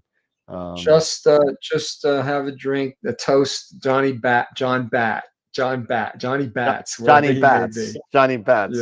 Straight out of Dick Tracy. Johnny Bats. BATZ. Yeah. Hey, Johnny Bats. Yeah, I'm gonna go get the paper. The paper. Yeah. Yeah. So yeah, if you could do that, a lot of the members are saying thank you so much. That would be awesome, because then they could sit there and they could learn from that and watch it with the video and all that. Yeah. That would be a great thing. And I'll obviously credit you and Masters of Pix Insight as well as Johnny Bats. So but we do have a couple of things in the mix. We have to do a Masters of Pix Insight workshop giveaway. We have to do Yep. that. Yep. I don't see any other questions. If only PixInsight had a better interface. It's a little clunky. Sometimes it turns people off. Okay. I really came to like it a lot. Yeah. Again, watch the primers, make sure that you're not missing out on little bells and whistles that make navigation easier. I think there's a lot of very cool features about navigating around. But if you're not organized, if you're not really paying attention to what you're doing, sure, sometimes Yeah. you're ready to pull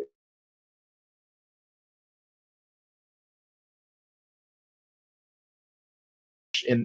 Yeah, I mean, but again, organization is really key, and there's so many redundant ways. Just like Photoshop, there's 2, 3, 4 different ways to do things, so that can be both a blessing and maybe a point of confusion. But no, I'm not a real left brain numbers type of guy, but I really took to PI, and it really freed me. This is going to be weird. I don't know if I have ever said this before, but it freed me of the freedom of, for instance, Photoshop, because Photoshop's just too I get you. free an environment of, well, maybe I'll throw this at it now, and oh, let's see what this looks like now. Or PI's got a regimented, chronological, logical way of doing things, and for me, it gave me a template that was very much more grounding, and for me.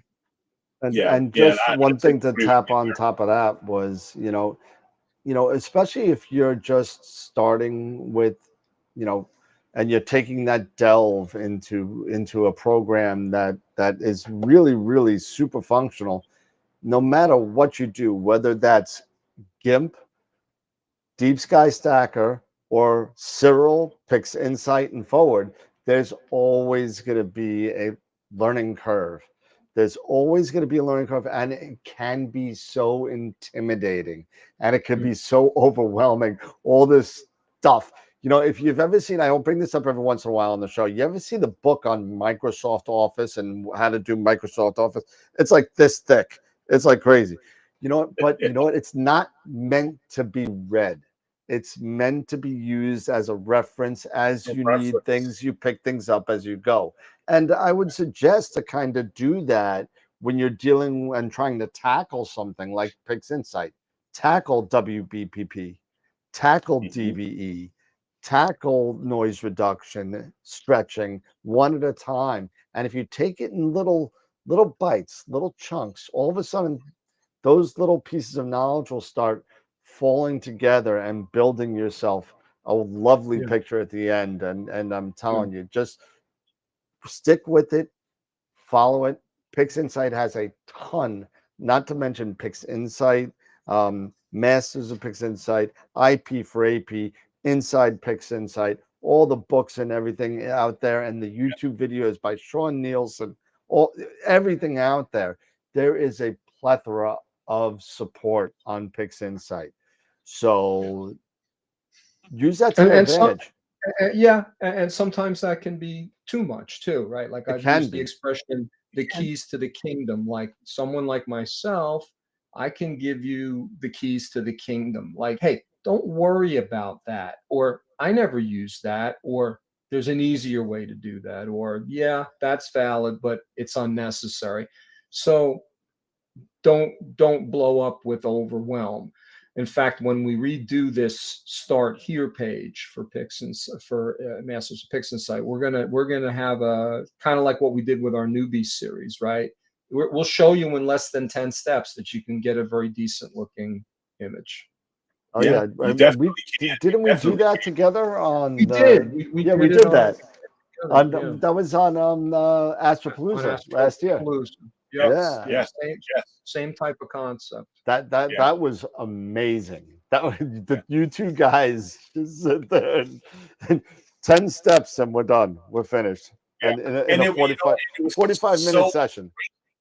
It was so great to have that, when we did Astropalooza and again in Masters of PixInsight, to have those newbie, sessions where you can get a very nice picture something that's very pleasing that you'll be proud to share as you get started with PixInsight with a minimal amount of work, and then using, you know, the videos, using Masters of PixInsight, using IP for AP, you know, and as those references, as you're ready to dig a little bit deeper.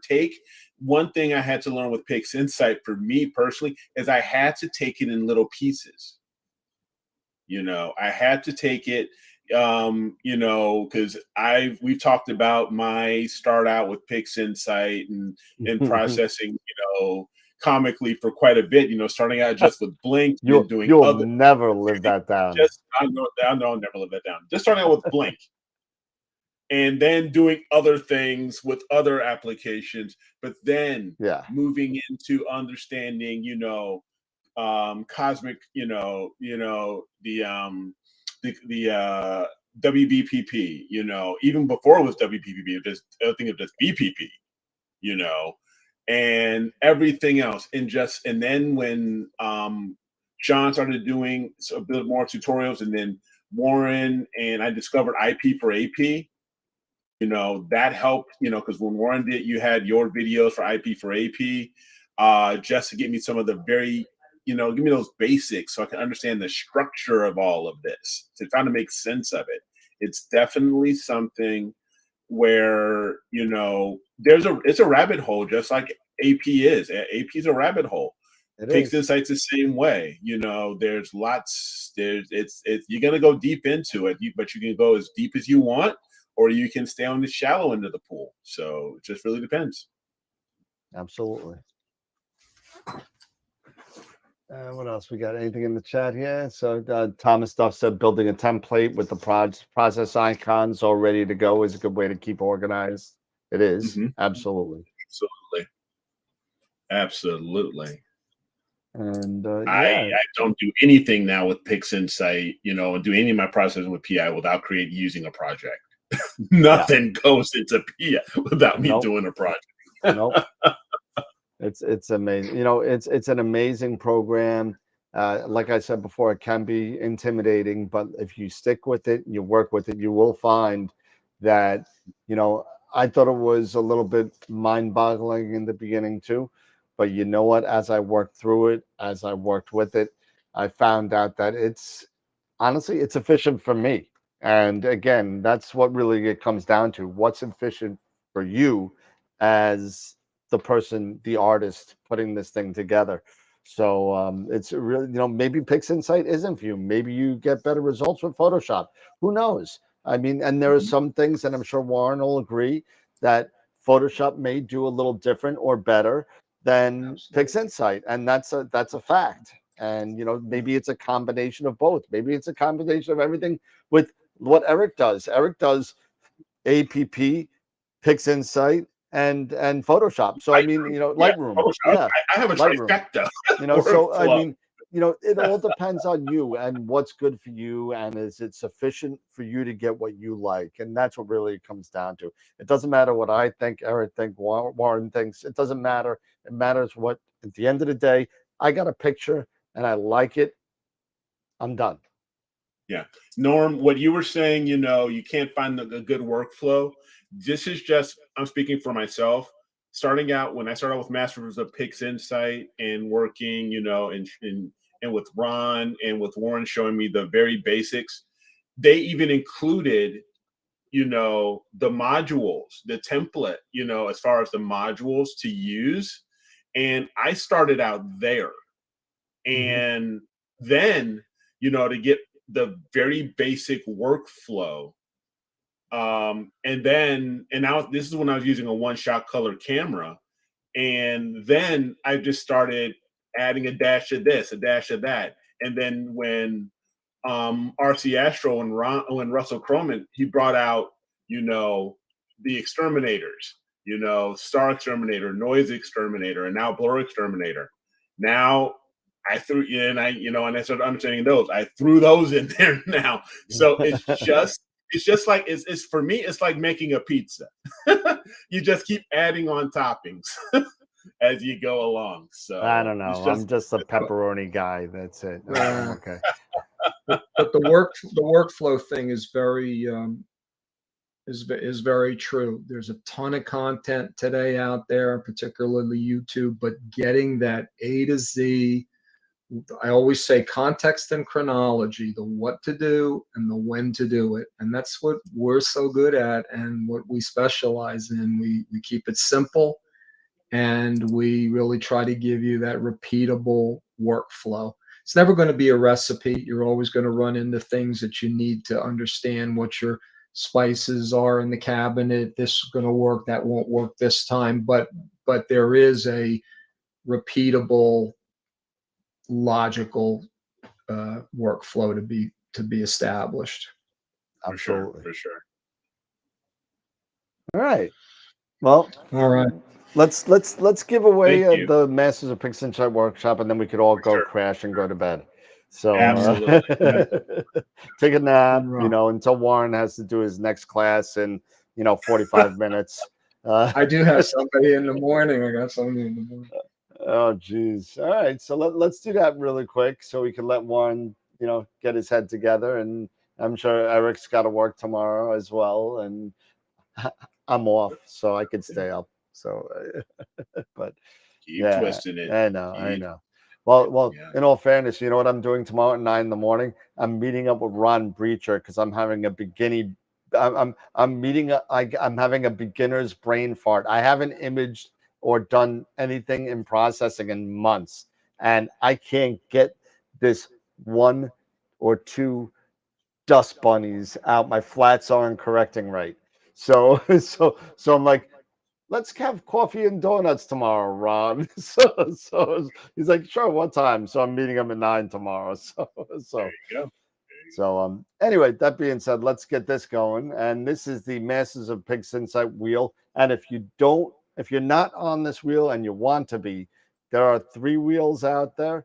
There's a Masters of Pixel Insight wheel, there's the Camera Concepts wheel, and there's the Woodland Hills wheel. Also, you can get on there, go to astroweb.com, go into contests, and you can sign up, and I'll put you on the wheel here. And right now we're at 154 people on this wheel. So nice job for everybody coming on. Thank you for supporting the channel. Thank you for supporting Masters of Pixel Insight. And hopefully if you get a free one, you buy more. So thank you so much for everything. So here we go. Let's spin the wheel for a free Masters of Pixel Insight workshop. Here we go.